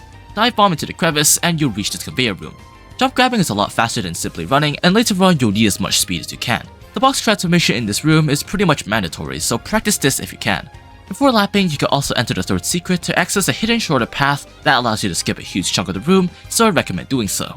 Once you've reached a set of conveyors, flap over to reach the priest and hold run to initiate a Mach run after getting blessed. If done correctly, you should have reached Mach 3, but if you haven't, then the following room will be a bit more harder. Grab this Peppibot over here, and Peppino should perform a swing attack. This swing attack will immediately kill off the Peppibot when making contact with the wall. Grab your way to the next set of cheese blocks, making sure not to grab any Peppibots that spawn and simply fall down it. After landing on the floor, belly slide to immediately get back up. Run into a Peppibot and immediately begin the pause abuse while sliding underneath the gap. If successful, the box stamper should have missed Peppino, allowing you to continue on without the transformation. Jump over the next box stamper, super jump up and climb your way to the top of the room. Go down to the pizza box and enter the pizza portal for lap 4. Lap 4 is pretty much the same as lap 3, but with Snick for company. War timer gives you 1 minute and 10 seconds, which is pretty generous considering this level's complexity. Repeat the same process on lap 3, apart from having to spin to get rid of the Snick in the vertical conveyor room twice to proceed. Once at the second row of conveyors, you could do another box spin to shave off just a bit of time, and once while taking a shortcut. This whole sequence of events requires precise movement with the box transformation, so be cautious. However, the next room plays around the same. Fall down the cheese blocks, pause abuse to the box stamper, and jump over the next one. While performing the wall jumps, be careful of Snick as getting damaged might result in a game over. Grab prematurely after landing after each wall jump to fend them off. After that, it's just a matter of making your way down to the pizza box and prepare for lap 5. Lap 5 is yet another outrageous lap in an already infuriating level. John Ghost spawns in the most uncomfortable places ever, so prepare to dodge and weave through him a lot throughout the lap. After body slamming down the crevice, slide and immediately uppercut. Belly slide and run towards the grabby hand. When you're being picked up by the grabby hand, John Ghost can't catch you and send you back to the beginning of the room. Use this to your advantage to phase through his hitbox and continue as normal. Also, watch out for this dash pad that gets produced at the end, as that might be a problem if you aren't aware of your surroundings. The conveyor room is relatively similar to Lap 4, but just a bit tighter due to John Ghost. Upon reaching the cheese block room, be extra careful of John Ghost as he spawns near the second set of cheese blocks. If you've done the strategy right, you should just be able to avoid him while waiting for the cheese blocks to crumble. After that, it's just a matter of grabbing, turning, and possibly using your way out of this room. The last room should also be similar to Lap 4, as John doesn't really add much to this room and is too slow to be considered a threat. However, upon reaching the top, you should return back to the pizza box and jump back up it to reset all the chasers to ensure a guaranteed victory. Okay, time for the part where you decide not to pause abuse and actually play the game as intended. Well, first of all, good luck, second of all, have fun. Before we get into this part, the strategies for the rooms before pause abusing should be relatively similar to what I've discussed beforehand, so refer to that if you're struggling with those areas. In the recording, you can get an idea of what to do since the strategy is based on a lot of trial and error, but for now I'll explain some things to keep in mind to make the strategy a bit easier to understand. Immediately after entering the room, you have two options. You can either wait once you've touched the ground, or you can start within this gap. Both methods are required to lure Pizzaface closer to make his rubber banding less effective in the vertical section. Once he is on screen, you can proceed as normal until this part where you get to hold your jump key to get as much height as you can, and use these clocks as a visual cue to when to jump, as jumping immediately after collecting them is a good way to measure how far to hold jump. Once you get enough height, you can flap your way to the first platform while making sure you don't hit the ceiling during any point, as getting slowed by it can be a guaranteed loss. You'll need to go to the wall slightly and start tapping your jump key lightly to flap to the very top platform, because if you were going to go to the platform below, Pizzaface will easily catch up to you and game over you. Once up the platform, you have to immediately hug the wall and flap up by lightly tapping jump into the upper platform with the priest, making sure they're not too low as Peppino's spin and the pizza box transformation pulls it down slightly. This strategy is an interesting case because it is extremely time consuming, but once you learn it, you'll quickly notice how surprisingly consistent it is. This strategy also works on laps 4 and 5 since Snick and John aren't in any spots to mess you up. But I wouldn't recommend this as you can just get hit by Snick and proceed with the super jump strategy. This might seem like a lot and you might be incentivized to do the pause abuse strategy, but hopefully this all should be nerfed within the next update of Pizza Pursuit, so just stay tight. Well, now that room's been explained, now time to talk about the rest of the lap. After getting stamped by the box stamper, immediately spin out of the animation as Pizzaface can catch you if you're too slow. After leaving the cheese block room and falling down to the final room, perform the strategy I briefly explained earlier.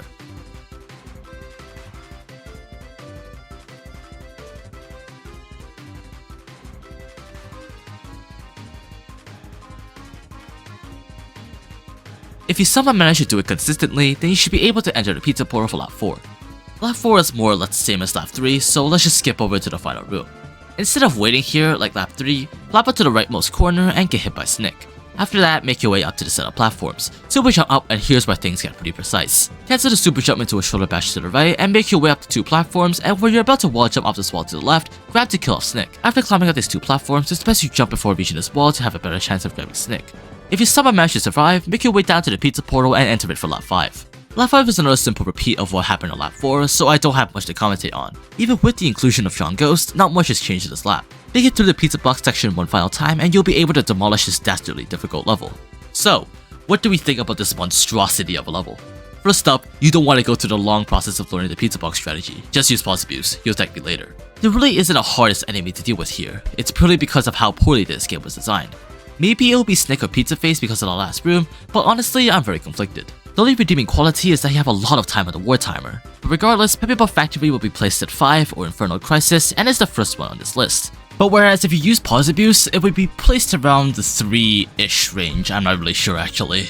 This level sucks, I'm glad I beat it in a couple of hours. Let's move on.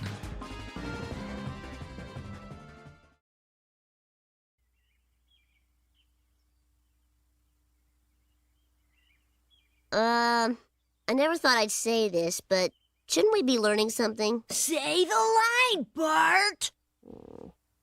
It's a funny sewer level. Yay! This level's a thing, so I gotta be talking about it, yeah. Firstly, the pipe room can be a major roadblock for many, but if you're watching this video right now, you should at least know how to do it. If you don't, well, listen up. Here's how you do it.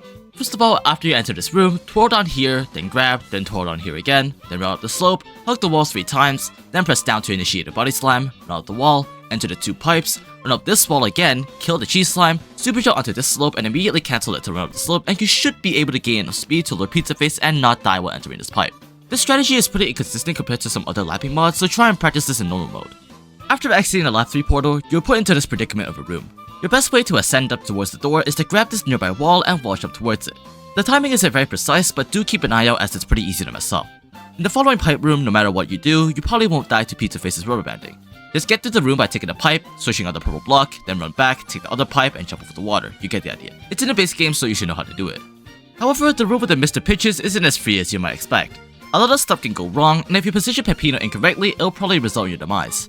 Follow this path by twirling into a grab to quickly gain Mach 3 to kill the Swedish monkey, and Mach turn down into the pipe below.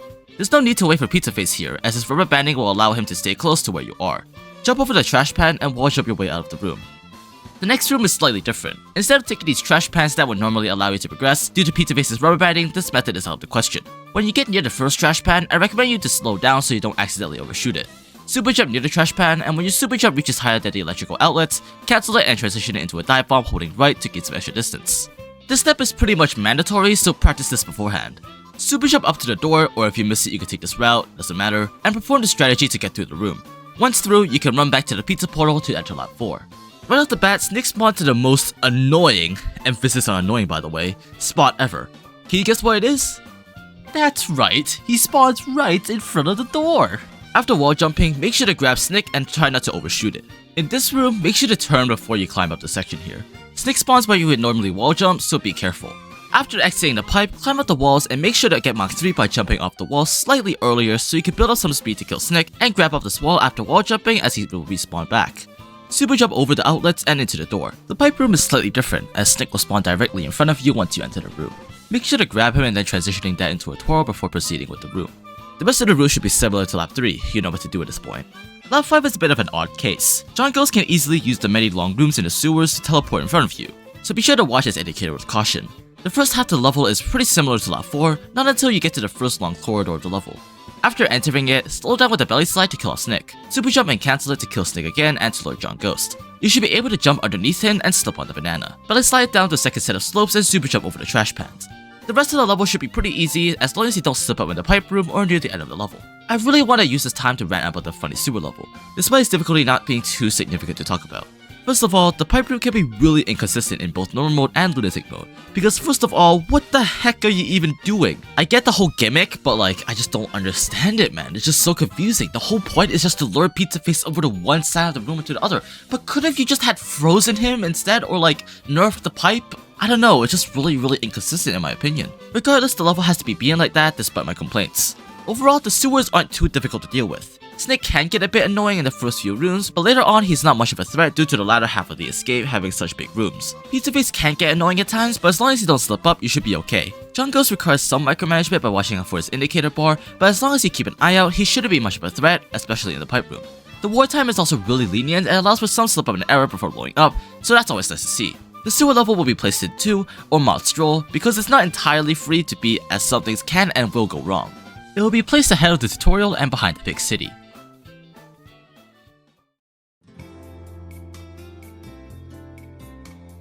Surprisingly, Refrigerator Freezerator isn't all that free compared to its normal mode variant, mainly because Pizza Face can easily rubber band towards you if you end up bonking or slowing down. Here's what you should be doing instead. The first half of Lab 3 should be pretty easy to understand. The rooms are pretty compact, meaning Pizza Face will move slower than usual and will have no real application of his rubber banding. One thing that I heavily recommend is to clear out all the ice blocks before lap 3. They take up a lot of the room and allow for some skips to be done, shaving off just a bit of time and allowing you to flee from the chasers risk-free. After exiting the first door, super jump up to where Jerome would have been and cancel it after exiting the next room to not accidentally gain too much speed and crash into a wall. Wall jump your way out of the door and you should be all good.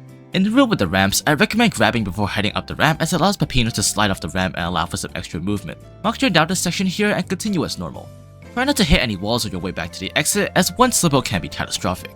Entering the lap 4 portal for the 16 time already, make sure to grab Snick on your way out to the door. And by the way, I'm really running out of things to say, so lap 4 actually isn't really that bad, so yeah, just kill Snick a bunch of times, avoid diving or wall climbing if you're close to him, and just yada yada yada, just book your way back to the beginning, alright? It's not that bad, okay? Just take my word for it. There's literally nothing else to do in lap 4, just run from Snick and you should be okay. If you know the layout of the level, you should be okay. Okay, enough ranting. Time for lap 5. Lap 5 is where things get actually kinda difficult, which is surprising. First of all, because of how open this level is, John could seriously mess up things here. Instead of immediately booking it back to the entrance, you're going to be needing to take more calculated steps in order to beat the level. The inside of the refrigerator isn't all that different, it's the outside that really matters. Upon entering this room, Mach turn up this wall and wall jump towards the dash pad. Grab off the wall as usual and do a short hop to jump over John and onto the platform. Run up the wall and jump on this platform with the grind rail to lure John. Turn twice, then kill both the snowman and Snick and wall jump off this tiny platform towards the wall. Climb up it until you've gone higher than John and grab off the wall to kill Snick. Position that grab into either a jump grab or a long jump to retain some speed against the poor timer and proceed into the next room. Now you should be able to reach this gap here, where you have to wait for Snick until you can fall down and grab him and twirl again, which is kinda hard to explain, but hopefully the video can. This part might require a bit of precise timing, so be careful. But let's slide back to Mach 3 before the next room, and when you reach the next room, you can jump across these platforms while killing Snick in the process and then jump over John. Make your way up to the top section of the room and intentionally run into this wall. You can also slow down by Mach cancelling, but this is way funnier to be honest. Quickly get back up to speed and reset it back to Mach 3 before entering the final room. Jump up to this corner of the room and twirl and you should be able to grab Snick and slide underneath John. Be careful of this ledge here as Snick could get you if not fast enough. After that, jump off the grind rail to trick John into teleporting and boom, you've done it. Congratulations. If it wasn't already obvious enough, the only difficult lap in Freezerator is lap 5, only because of John Ghost. The war timer is lenient enough to allow some slip-ups and Pizza Face can be easily played around with. Snick isn't much of an issue as he can be grabbed or ran over pretty easily and effortlessly. Laps 3 and 4 aren't really the main problem here as you can easily blitz through the entire level with no consequences, but with the introduction of John Ghost, you'll have to make some calculated plays. When I first played the level, I had a really hard time figuring out how to do lap 5 and it took me over 40 minutes to beat it, but upon watching a video and with a reliable strategy, I figured it out really quickly and I was able to beat it in less than 15 minutes. If you were able to do this level without a guide, it can be a pain in the ass to figure out what to do with John Ghost and the rest of the crew, but with a guide, it should be more than doable. While playing, I found Freezerator to be a lot harder than Fast Food, but alongside the other levels in this difficulty range, Freezerator is really hard compared to something like John Gutter or the Pig City, because those levels had their difficulty spread out within each lap, while Freezerator's difficulty mainly relies on lap 5. So, with all this said and done, I'll be placing Freezerator in 2 or Mod Stroll, behind the tutorial and ahead of D-9, but this honestly can really be up to your opinion.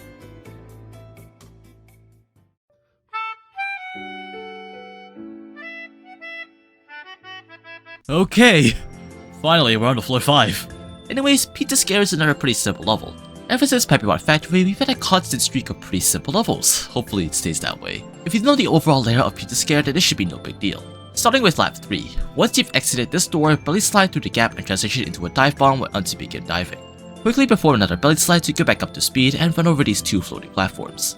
Perform a slightly delayed Mach turn to miss the first platform and collect the clock collectibles. Run over to this ledge and quickly Mach cancel into a belly slide. This is one of the best and reliable ways to progress to this room and I cannot recommend it enough. After taking the grind rail, dive bomb down the hole and grab this bad rat. Wait a bit for King Ghost's anchor to fall a bit more than halfway and power drive the rat by jumping and pressing down and fall down the next 2 gaps by holding left. Land next to the King Ghost trap and belly slide through the gap. Once through, super jump near this clock collectibles and cancel it to exit out of the room. If you've been hit by the trap and turned into the ball transformation, ram into the wall as fast as you can to exit it. After that, climb up the wall and jump from wall to wall until you reach this weird platform thing. Climb up the opposing wall by a considerable amount and wall jump off of it to escape the room. The next 2 rooms are nothing to write home about. For our last room, be careful that anchor that King Ghost possesses near the pizza portal as going too fast can result in you getting hit. I'd recommend slowing down before climbing up the wall or delaying your jump into the pizza portal as it allows King Ghost to possess the anchor before you jump into the pizza portal. For lap 4, right off the bat, Snick spawns right in front of you. We've done this way too many times now, you know what to do. If you're fast enough, you could belly slide as soon as you exit the pizza portal to kill off Snick easier, but if you can't, a grab should be more than enough. War timer gives you roughly 55 seconds to escape, which is more than enough time to do so. Next few rooms should be eerily similar to lap 3, so there really isn't much to commentate on. If you manage to make your way to the last room, make your way into the pizza portal for lap 5. Lap 5, as expected, definitely changes things up. John spawns near the slope, so in order to get past him, perform a well-timed jump into a dive to get up to the ramp. If you're struggling with this jump, you can always lure John with a well-timed super jump. After taking a ramp, watch John's indicator and slow down whenever the bar is almost filled up. If he does manage to teleport, make sure to be in an elevated platform, otherwise you'll have to jump over him. Upon leaving the door, wait for roughly half a second for John to appear, then belly slide into the gap. In the room with the bad rat, John can easily teleport while you're performing the power driver, but as long as you get to the bottom of the room and belly slide underneath the gap, you should be all good. The next room can get a bit tricky, so pay close attention here. After exiting the door, belly slide to get back up to Mach 3, then run over Snick. Short hop onto this platform and immediately jump over John. This bad rat that spawns during the escape can help you gain a bit more elevation, so make sure to hold the jump button while ramming into it to ensure the best chances of survival. After getting past John, watch out for his indicator. I'd recommend belly sliding where these 2 anchors are just to be extra safe. The rest of the level should be a cakewalk and doesn't require much explanation at all. Overall, Scary Pizzascape isn't a very difficult level. It mainly revolves around one main route, with slight altercations with each progressive lap. If you can make the right moves, there should be no issue at all. Some moves can be dangerous if you mess up, but can be easy to come back from. I wouldn't say it's entirely free, but at this point we'll take what we have. It's definitely a lot more claustrophobic than something like Crust Cove, but it's an easy level regardless of comparison. Pizzascare would be placed at 1 or Spring Freeze, behind Pizzascape and ahead of Fast Food Saloon.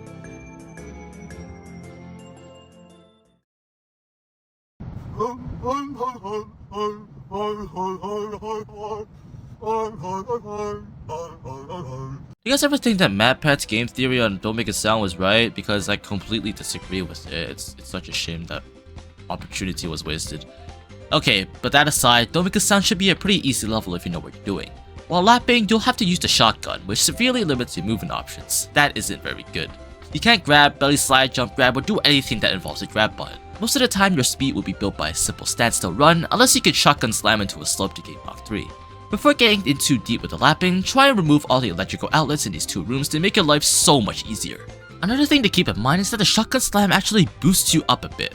However, while transitioning between rooms while falling, you can press the down button to instantly skip this boost in height, allowing you to smoothly transition to Mach 3 when you land on slope. A great example of this is the connection between these two rooms. Performing this trick can allow you to get back up to speed in an instant. Lastly, by jumping and then shooting your shotgun, you can retain your speed by doing so. Simply shooting the shotgun halts all your momentum, and by jumping the momentum is then preserved, allowing you to progress through the escape a lot faster. However, only do this when you're running at Mach 4, as doing this at Mach 3 does more harm to your speed than good. During the lap, you're going to have to taunt to open these gates, and remember, if you taunt Pizza Face too many times, he will get very angry. The two taunts required during the escape are barely noticeable, so don't freak out. The lap 3 itself should be pretty straightforward, so just do what you did during the escape and don't mess up. Time for lap 4, and here's where things get a lot more difficult. You can't easily grab Snick, and deciding to shoot him isn't always the best idea as all of your momentum gets thrown into the bin.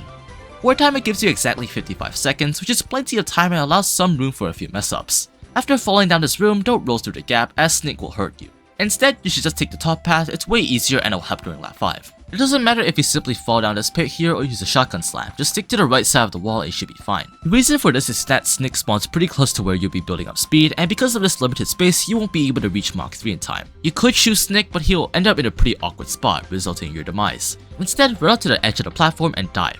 If done correctly, you should just be barely able to avoid Snick and proceed with the level. The rest of the level is pretty simple, so just take it easy and bring it home for lap 5. Now that Giant Ghost exists, some of these long corridors will be pretty difficult to micromanage. Exhibit A, this room. Super jump near the slope and cancel it to build back up some speed. If you decide to brute force it, John Ghost will teleport and catch you lacking. The next room should be pretty straightforward if you go up the platform and jump over John. The next room can be pretty difficult to figure out, as John spawns right in front of you after slamming down a slope, but by simply Mach turning twice, you'll be able to maintain your speed and trick John in the process. The next few rooms should be pretty straightforward or similar to lap 4, but when you get to this corridor, things get a lot more spicier. After rolling through this gap, slide underneath John and make your way to the patroller. Instead of taunting here, run up and hug the top of the gate, and then shoot the mushroom animatronic and proceed into the next corridor. Once you've entered said corridor, Mach turn twice, make sure not to Mach turn into the previous room, kill Snick with it and the Pizza Boy cat out, go up the ramp and jump over John Ghost. Afterwards, take the rest of the room slowly as you got around 20 or more seconds left on the war timer. If you decide to rush the room, John might be able to teleport you, but you can always jump over him. In the final room, super jump to Lord John and cancel it to kill Snick and make your way to the exit gate to break the level. This level is practically free, okay? Just follow the steps, you'll win most of the time. The level may be very fun to play, but the lap 5, not so good. For a level on floor 5, it is a really simple level, as you expect to be struggling a lot. Oh wait, never mind, after this is war. Regardless, none of the chasers are much of an issue. Maybe Pizza Face or John if you're new to lapping, but most of the time you'll probably never be seeing them while running back to the start of the level. The MAS will be placed at 1 or Sweet Breeze behind Pizzascare.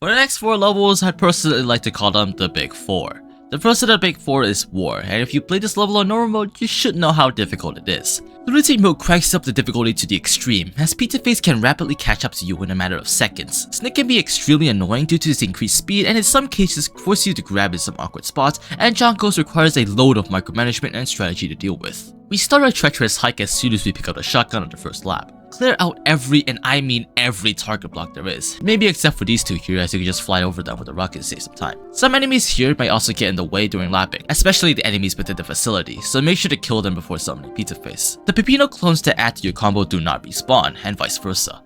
Use this knowledge to your advantage while clearing out the level. Regarding this big cheese block, there is a strategy that involves jumping on top of the block and jumping off the ledge to get to the dash pad, but I personally found it pretty difficult and inconsistent to pull off, so I recommend getting rid of it. But that's just my opinion though. I've had some pretty bad beef with this cheese block in the past while trying to P-rank this level, so I guess that makes sense, I don't know. Another piece of advice I'd heavily recommend is turning out lap 2 skip. Take the points deficit. If you play the ball enough, you should be able to recover to an S rank by lap 4. By skipping lap 2, it allows you to preserve some of your existing time on war timer for lap 3. However, it's not 100% mandatory. You can still do lap 2, and if you can make your way back to the pizza portal fast enough, it allows you to simultaneously gain 3,000 points and some additional time to lap 3. Also, the war timer stops while you enter and exit the pizza portal, so that's always a good thing to know. Additionally, get Jerome and unlock the door leading to the treasure, as it'll help for later. Ideally, you'd want to enter the lap 3 portal with a minute and 40 to 50 seconds left on the war timer. This should give you more than enough time to make it back to the pizza portal. If you decide to rush this room, Pizza Face can and will kill you. But let's slide back to Mach 3 and proceed as normal. Now for this vertical section, I'd recommend learning how to scale the wall by jumping on this ledge, while jumping off of it and landing on this platform, jumping again to reach this platform, and then while jumping off of it to reach this gap. This can be a bit difficult, but it's nothing compared to the other things you'll face in this level. Dive bomb onto the dash pad and make your way to the next room, and you'll dive bomb to another room. A lot of the rooms in War require you to dive bomb, so learning to consistently slam through the gaps without missing can be extremely helpful later on. Make your way to the far right of the room and Mach turn to climb the wall. Run over to the rocket and proceed to ride it to the next room. After dismounting the rocket, you should be running at Mach 4, and by looking at the room, it seems like your death should be inevitable. But by jumping onto this wall and dive bombing off of it, Pizza Face will slow down. Over in the zigzag section, Mach turn once to go down the platform, then Mach turn again to turn right. Mach turn 2 more times to navigate out of the zigzag, and Mach turn into the pit. That's a lot of Mach turns, by the way. Now in the cardboard tank room, run out to this wall and hug it once, tricking the cardboard tank into firing and allow you to proceed without taking any damage. Now for this room, run out to the side of the room as normal and hug the wall blocking the secret eye. Fall down slightly to the left with a belly slide, allow you to slip past Pizza Face and continue on with the lap. This is another more stress-free method of doing this room, and it involves using super jump cancels to lure Pizza Face, allowing you to juke him. To perform, run out to the second to last platform and super jump near it, and immediately cancel it to the right to climb it, then slide underneath the gap, take the dash pad to the left and hold down to roll underneath Pizza Face. Entering the secret base now, which in fact is where a majority of your runs might die. After exiting the door, simply jump and fall down to the floor, and then transition that into a belly slide and run over to the next room. Run over to the edge and Mach to reach its dash pad. The dash pad will then launch you over to the right, allowing you to jump up this wall. Jump off the wall and take the adjacent dash pad, making your way over to this weird section of the room. Super jump up and cancel it at the last clock collectible, allowing you to just ever so slightly dodge Pizza Face and make your way to the other side of the room. When you reach the edge of the room, hug the wall, and as soon as you regain control, uppercut to fall down. After that, belly slide to the left of the zigzag and Mach turn off of it to collect the timer collectibles and then twirl off the platform. This part is mostly practice, so I recommend practicing it, if it wasn't obvious enough. After leaving the zigzag, make your way over to yet another zigzag, but this time heading up rather than down. Wait for Pizza Face to come over, then jump up the wall to juke him, run over to this side of the zigzag, run up this wall, and then wall jump off of it to climb up the wall on the right. There's very little room for errors, so try and practice this. If you've messed up the timing, you run over to the left side of the room and will get cornered by Pizza Face, resulting in your demise. If you've climbed up to the right, twirl down this hole and proceed to the penultimate room. Climb up this wall and twirl up off of it, making sure not to get hit by the enemies, and make your way over to Jerome's door by jumping and uppercutting for some extra distance. Enter the room and immediately exit it, then twirl down the hole. Run over to the corner and hug it once, allowing you to juke Pizza Face one final time and finally make it to lap 4. Lap 4 is yet again also very difficult, I got nothing else to say. For the first room, make sure to be always running at Mach 3, as Snick can and will be very annoying to deal with. If you can follow this principle, the first few rooms should play very similar to lap 3. You can take the next room slowly, as there is a chance the Snick could hit you while jumping off the wall. For this long corridor room, after rolling underneath Pizza Face, make sure to immediately let go of down as Snick appears right afterwards. Rolling into him results in taking damage, so watch out for that. Within the secret facility, things play out a lot differently compared to lap 3, so pay close attention. After falling down the gap, make sure to not belly slide right into Snick. You can perform a jump grab if you're feeling unconfident, but just make sure to grab him again after climbing up the wall, as he does spawn relatively close to you. The next room should play similar to lap 3.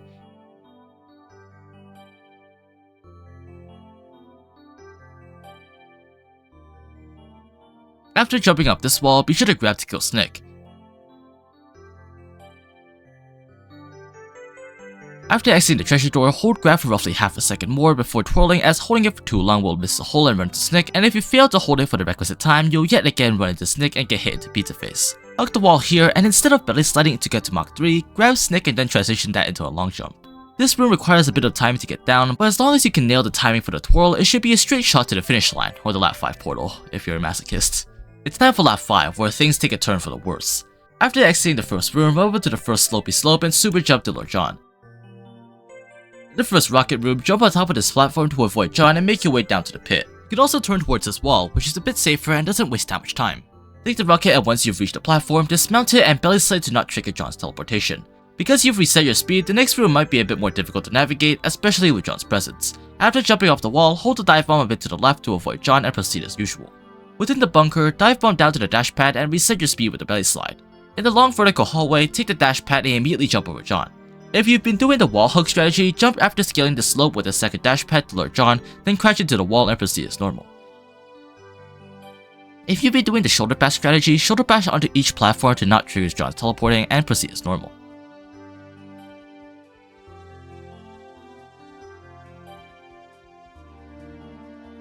Upon entering the secret facility, if you decide to rush the room, climbing up the wall will result in a significant time loss, as John will teleport to you and catch you. You won't die, as Pizza Face won't be able to catch up to you, but it's pretty annoying nonetheless. After exiting the door, uppercut in the air to stall for some time and allow John Ghost to come towards you and then land on the floor. Afterwards, perform a belly slide to simultaneously get back up to speed, avoid Pizza Face and Snick, and just be barely able to avoid John. Slow down upon reaching where Gustavo and Brick are to reset John and enter the next room. Here, things should be a bit more familiar. If you've done the room correctly, John will teleport to the right hand side of you as soon as you hug the wall, allowing for a bit more wiggle room within the next zigzags. The first zigzag should be pretty similar to lap 4, but the next zigzag is a totally different story. By then, John should have caught up to you and will be chasing you from the left.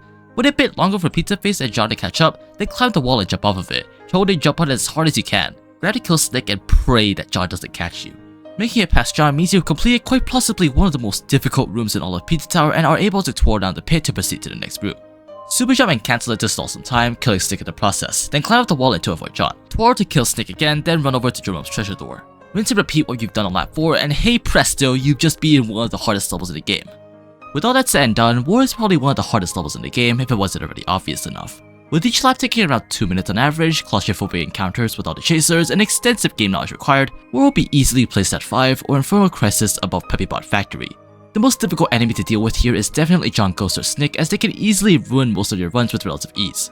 Snick requires quick thinking and constant Mach 3 or grabbing, and John again needs so much marker management and his indicator needs to be constantly babysat, which becomes more of a necessity in the later rooms of the level. The timing and techniques required for some of the stuff showing off here requires so much practice it even took me 2 weeks worth of practice to pull off a P rank run. If that doesn't say anything about its difficulty, then I don't know what will. Compared to Pause Abuse / Peppibot, I'd still say War is a lot more difficult because of its length. Peppibot can be completed in roughly 3 minutes for 3 laps, while War requires 5 or 6 minutes for 3 laps.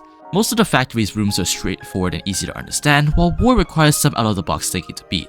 But yet again, this opinion can very much differ from person to person, so I have nothing to say here. All you gotta know is that this level is hellishly difficult, and if you want to try this, yeah, study up. So this is the crumbling tower of pizza! Oh shit! The Crumbling Tower of Pizza is the second level of the Big 4, so listen up.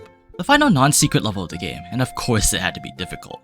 Where do I even begin with this level? 9 minutes of pure chaos and claustrophobic rooms, stupid enemy placements, you know, the works. Before entering the third lap, make sure to clear most if not all the marble blocks within the level, because later on you'll have to use as much space as you can to trick John. Within this room the ramp will explode, so you won't have to worry about it in future laps. Also, Gustavo shows up and he'll follow you. Within some rooms, he'll give you some points via his pizza box, so you won't have to worry about dropping your P rank. Starting off with lap 3, the level immediately takes a spike in difficulty. Because of how open some of these rooms are, you'll be implementing some odd strategies throughout these 3 laps. There's a couple rooms you'll have to look out for, but we'll cross that bridge when we get to it. Right off the bat in the staff only hub, hug this wall and immediately press down to perform a body slam, luring Pizza Face and juking him in the process. Get back up to speed with the belly slide and make your way to the next few rooms. In this zigzag room, implement the Mach cancel into grabs that you've learned from Wasteyard. You can even throw him some belly slides, but that's up to you. The room afterwards isn't much of an issue, and so is the floor 4 hub. The next room is a long horizontal stretch, so if you don't pay attention, Pizzaface can easily catch up to you and game over you. Roll down this hole and take the dash pad to get back up to speed, and belly slide before you get to the next room to reset all of your speed. Make your way over to this platform at the end of the bricks and wait for approximately half a second before performing an uppercut to the right and transition that into a belly slide. Pull it through the gap and grab to the right. Depending on your speed, the interaction with this giant mushroom may differ. But if you have enough speed, the giant mushroom will bounce you right towards the platform with ease, but with less speed, the giant mushroom will bounce you over the platform. Both ways are completely manageable, but be wary of both interactions as they require different inputs to overcome. Make your way over to the wall on the right, then hug it once, and Mach turn your way out of the zigzag room into the other room. So here's one of the first rooms you'll have to learn before lapping. This room involves a banana, a rocket, and an anti-gravitational olive. Upon entering the room, jump as high as you can to avoid slipping on the banana. This is mandatory as slipping on the banana will result in Pizzaface catching up to you. Dive down to the dash pad and take it. Immediately wall jump off the wall you've climbed up and wall jump off the adjacent one when you've climbed the wall high enough to collect these points. Jump off the wall and perform a dive bomb, then immediately perform a belly slide to cancel any and all speed. Take the grind rail and use the rocket, and when Peppino's feet touch the platform next to the rocket, turn to the right and immediately hold both up and right.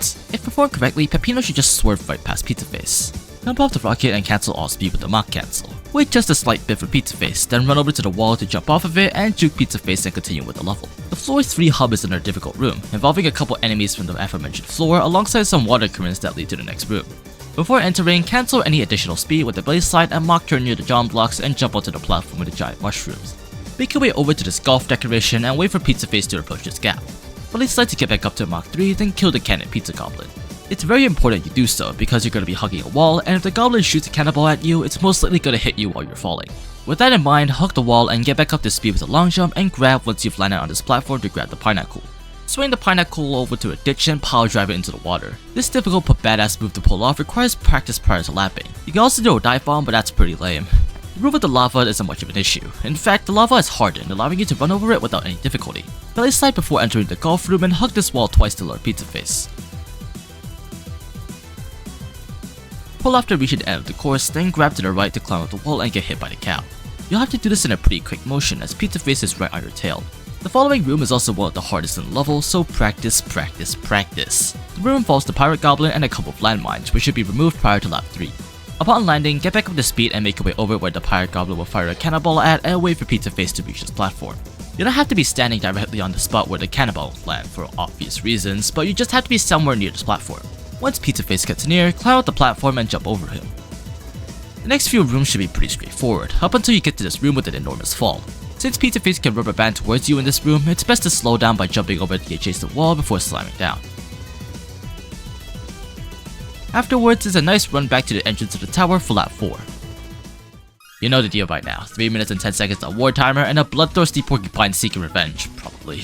The first 3 rooms are extremely similar to lap 3 as Snick doesn't get too much room to do his thing. The zigzag room isn't much of an issue either as Snick flies straight into your grasp while performing the Mach cancels. Watch out for the room afterwards as Snick spawns where you would normally dive to save some time. Apart from that, same thing as lap 3, no big deal. It's not until we get to the horizontal stretch where Snick spawns right where you would roll. God damn it, Snick. Wait until you've killed him before rolling, otherwise it's a game over. In this room, you'll soon realize why we performed an uppercut before falling. After hugging this wall, make sure to grab Snick before rolling down the platform. In the rocket room, 2 scenarios may occur. If you resetted Snick after jumping over the banana, he'll respawn and hit you while you're climbing up the wall, hitting you to the left. This is actually a huge advantage for us as we can easily exploit this. Getting hit towards the left is where we're supposed to be going, which can be huge. Rinse and repeat the strategy for lap 3, however you should grab after wall jumping this wall to kill Snick. However, if you've dived any Snick, the room should play out similarly to lap 3.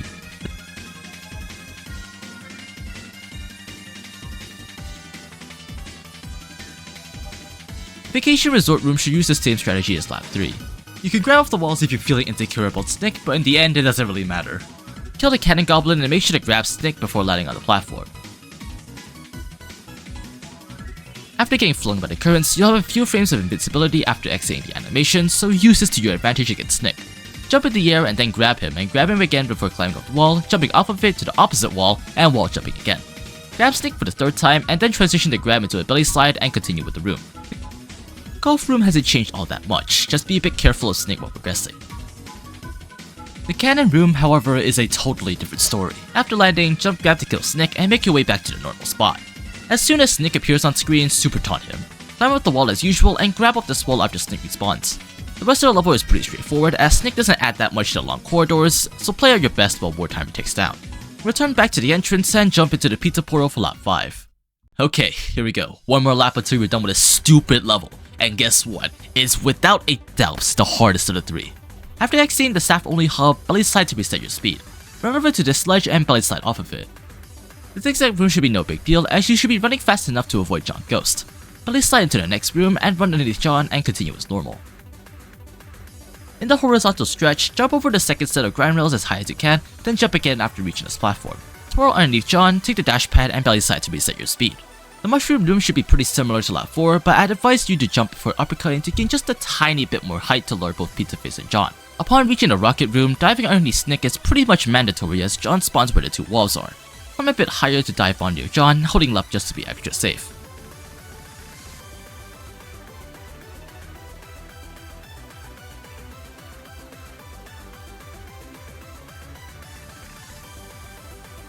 In the vacation resort room, run over to the John blocks and bonk on it as rushing the room will result in death.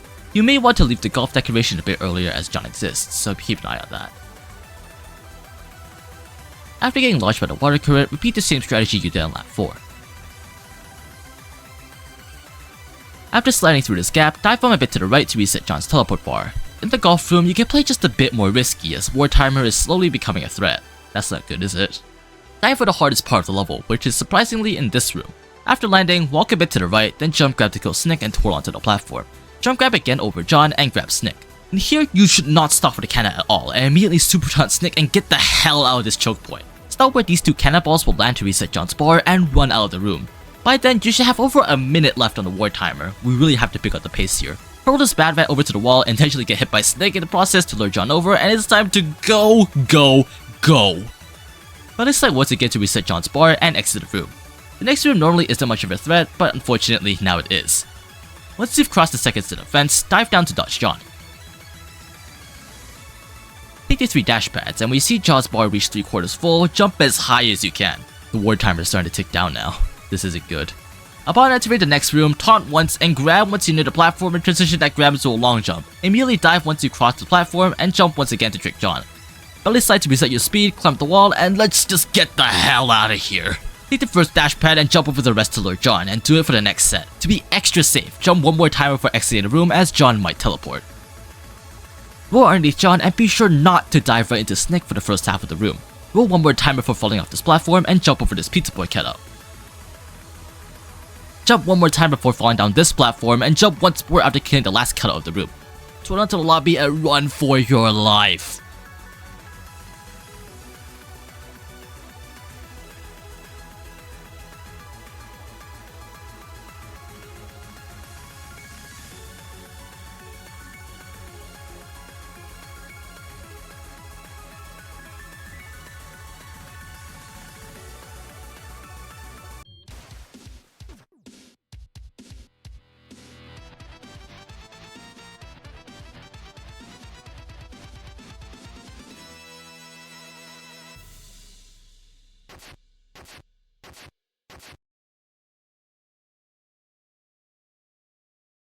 Well, that was the experience.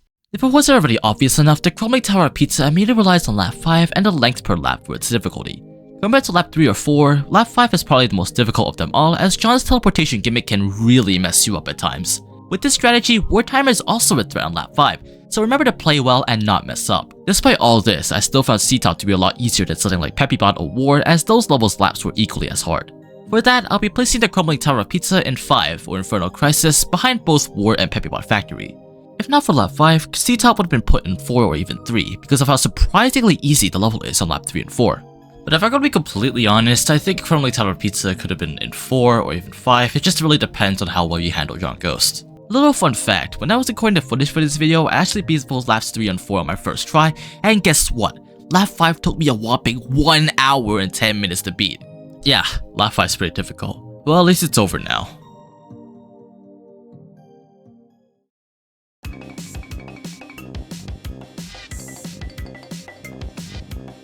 Or not.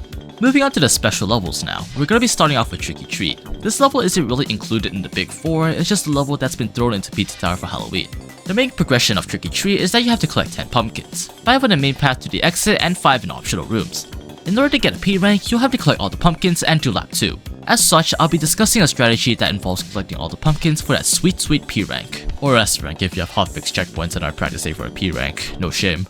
Jumping straight into the lap 3 portal resets your collected pumpkins and you'll have to start over from scratch. Make your way over to the first blue door of the bottom left of the room and enter it. Take the rat balloon and dismount it after reaching the second set of outlets. You can get back up to speed by simply pressing the grab button after dismounting, which is highly recommended. Climb up to the third set of electrical outlets and then jump off the wall. Uppercut in the air for some extra height, making sure not to uppercut directly into one of the outlets, and climb the wall on the right to collect the first optional pumpkin of this level. Next, you're going to want to super jump to this pumpkin decoration in the background, then cancel it to the right. You'll just be able to reach the platform on the right. Belly slide into the next room to slow down. The next room involves the ghost transformation, requiring some stupidly precise movement. Worst of all, it's mandatory, so you might get stuck in this room for a bit. Climb up the first set of walls, then jump. You should just be able to reach the second set of walls to climb up to the ghost mushroom. Maneuver your way over to the right, making sure not to bump into any of the walls, and wait for around half a second for Pizza Face. Go up, then go down, then go up again to reach the priest.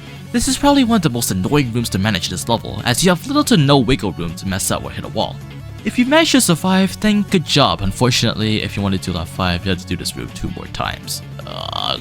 Fortunately for us, the rooms afterward are pretty straightforward and require no further explanation. This streak continues until the first room with King Ghost, where you will ideally want to slow down before entering the room. When you reach this background wall decoration, wait for Pizza Face before climbing up to the left for the pumpkin. After taking the grind rail, make sure to jump over the present to climb the wall.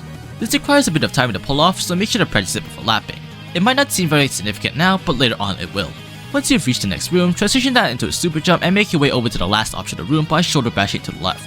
The rest of the level is again very straightforward. Collect the last pumpkin and jump into the pizza portal for the third time. If you've remembered for Wasteyard, Snick uses the ghost transformation against you, and overall it wasn't that difficult to deal with. However, in Tricky Treat, Snick yet again uses the ghost transformation against you, but however now it's 10 times more frustrating to deal with. Wartime it gives you 2 minutes and 10 seconds, which should be a ton of time you skipping the optional pumpkins. If not, then this timer is pretty strict if you decide to play it safe. The first optional room is now a lot tighter, with Snick making you grab after dismounting the rat balloon. He can also get you if you're uppercutting, so stick to the right as much as you can. The ghost room has gotten significantly more difficult, with Snick being right behind you, there's zero excuses for mistakes. Swerving a bit earlier in each corner is a great way of beating this room, but you have to watch out for Pizza Face and the pumpkin ghost. Onto the second pumpkin room now, run up the slope and super jump off of it, then cancel it to the right to kill Snick and climb the wall. After those extremely close counters with Snick, not much happens until yet again the King Ghost room. Like seriously, if you know the layout of this level, you should be all good, no worries. Jump over this present after grinding on the grind rails and super jump up. You'll quickly notice that you'll super jump right into Snick, which is a great thing. The last pumpkin room hasn't changed much at all, so feel free to collect the pumpkin if you still have time on the war timer. Upon exiting the room, jump grab over to the right and climb your way up the first wall. Mark turn near the slope and super jump up the gap to the last room. Cancel it to the right, activate the purple block, and enter the pizza portal for lap 5. For lap 5, John severely limits your movement capabilities, so be sure to keep an eye out for his indicator. For the first optional room, make sure to stick a bit to the left as you are ascending with the rat balloon. John spawns to the right, so be careful of his hitbox. The ghost room is the same thing as lap 4, but with John for company. You might make this room a bit tighter as there's 3 chasers that can completely face 2 walls, but the room is more or less the same as lap 4. Upon entering the second optional room, hold a super jump and release it when Snick appears, which should allow you to dispatch him with a super jump. Run underneath John and then super jump up. Belly slide upon reaching this gap and continue with the level. The next optional room is the same exact thing, but after getting teleported back to the beginning of the room, make sure to reset your speed as John might teleport if you don't do so. Mach cancel with the blue sign, then uppercut to kill Snick and lure John away from the main path. Bonus style points if you can land on the dash pad, by the way. Belly slide off this platform and belly slide once again before entering the next room. Wait for both Pizza Face and John over at this wall decoration, then proceed as normal. The rest of the level should be also pretty straightforward, so just repeat what happened on lap 4 and pray that you have enough time on the war timer to beat it. In my opinion, Tricky Treat's difficulty mainly stems from 1 or 2 rooms, those being the ghost room and the final room, where things can go wrong if you don't control your nerves or have bad movement. The other rooms aren't all too bad as they can be completed with a bit of common sense. However, I'll still be placing Tricky Treat in 4 or Fiery Showdown as it still takes a while to learn lap. The hardest enemy in this level is without a doubt Snick, as he's one of the biggest threats within this level, especially in the ghost room. John can be easily juked and stopped with belly slides, and Pizza Face isn't much of an issue if you can play well and control your speed. I don't find this level to be harder than something like Wasteyard or Gnome Forest, but it's still a difficult one to beat. Tricky Treat also lingers around the 4 and 5 range alongside some other levels in this category, but I'm pretty confident with its placement.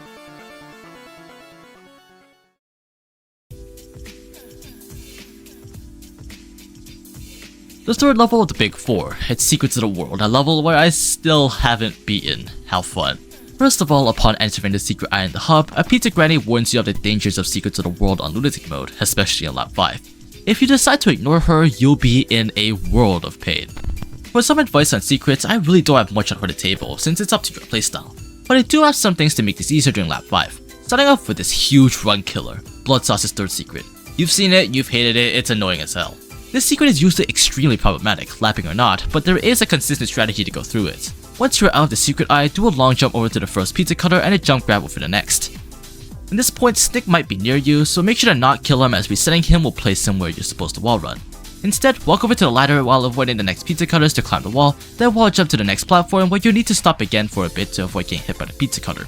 After all of this, immediately belly slide to the left and super jump just before hitting this marble block, so I'd recommend not destroying this one block during any point as it's a great indicator on where to super jump. Afterwards, cancel the super jump by doing a shoulder bash into the gap and hold down to keep sliding to avoid the next few pizza cutters. Not holding down will allow you to gain speed and run right into a pizza cutter, so you'll want to avoid that. Finally, you should be able to super jump right into the eye and leave this hell of a secret. Next secret I want to introduce is Don't Make a Sound's second secret, which involves this cheese monster chasing you up and down some walls. Once you leave the secret eye, walk away from the inactive cheese monster and taunt to activate the alarm to proceed, do a belly slide to climb up the wall and avoid John Ghost, and immediately hold left to turn into the first hole. As you're turning, hold right again to stall just enough to kill Snick and to alert Pizza Face. After that, wall climb normally into the wall and hold a super jump right before falling through the second gap, so Peppino falls through the gap while holding the super jump. And once on the ground, hold right and release the super jump to kill Snick again, and climb up the wall once again to do a final Mach turn into the dash pad to exit the secret. Lastly, it's Agent Cheese's third secret. This secret is generally awful to play as Peppino, so if you're doing swap mode, don't even bother attempting this as Peppino, just switch to noise and crush your jump to the left, it's so much easier. If that isn't the case, well, good luck.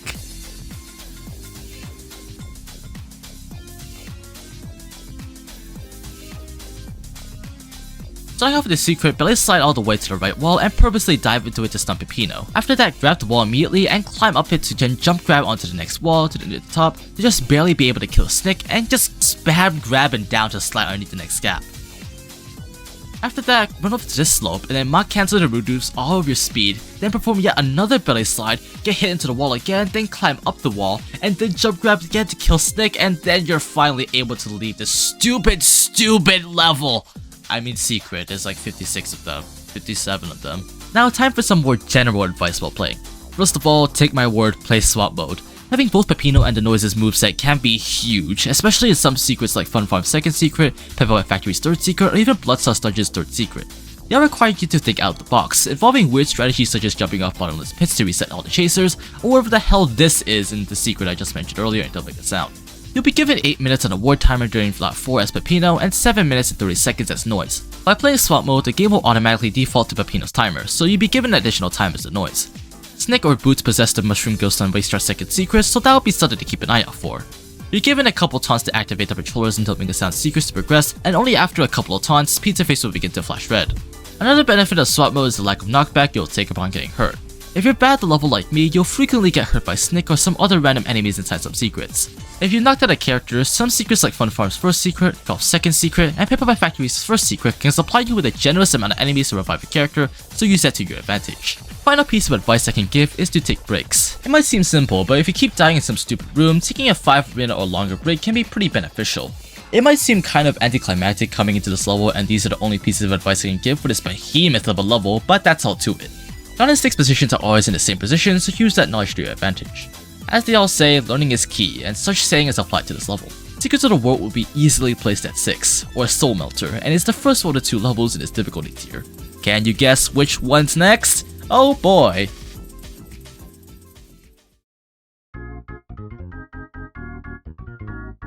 The last of the big 4, and is without a doubt the hardest one of them all. This level crams all 19 main levels escapes into one big escape sequence, and you only have one shot to beat them all in a row. Its difficulty mainly stems from a couple of levels that are ranked pretty high on the tier list: Wasteyard, Peppibot Factory, War, Gnome Forest, you name it. I'd recommend lap 5 P ranking most of the levels in the game before you even step foot in the pizza portal within the Gauntlet.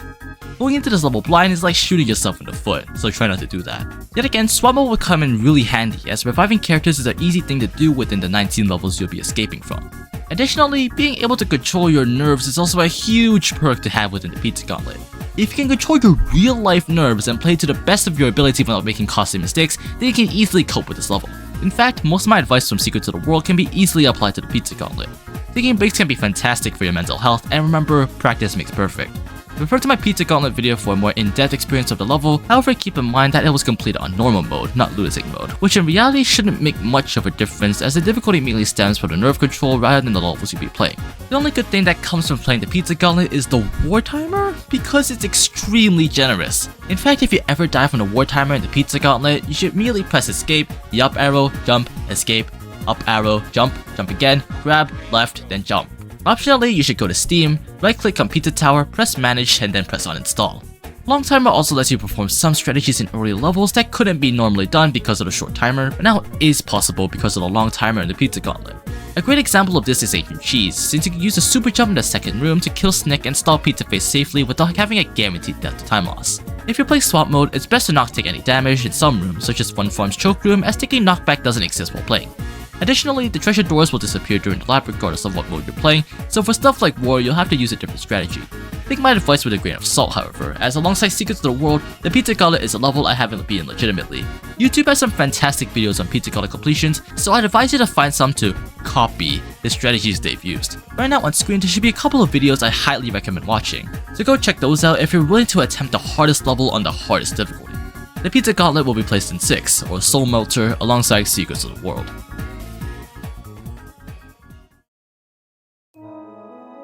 $26,290 words later, we're finally at the finish line. That's all of Pizza Tower's levels, hopefully explained in depth and ranked on the tier list. Funny thing is, most of the levels in the game linger between the 1 and 2 difficulty range, which is honestly fantastic because of how accessible they are to new players. However, there are still some levels that require a bit of thinking and skill to beat, but nonetheless can be beaten with the right amount of practice and time. Overall, Lunatic Mode is one of the best interpretations of a hard mode I've ever seen from a lapping mod. It doesn't fill your screen with too many chasers or strips away the usage of checkpoints. It's just you, Pizza Face, Snick, War Timer, and John. That's it.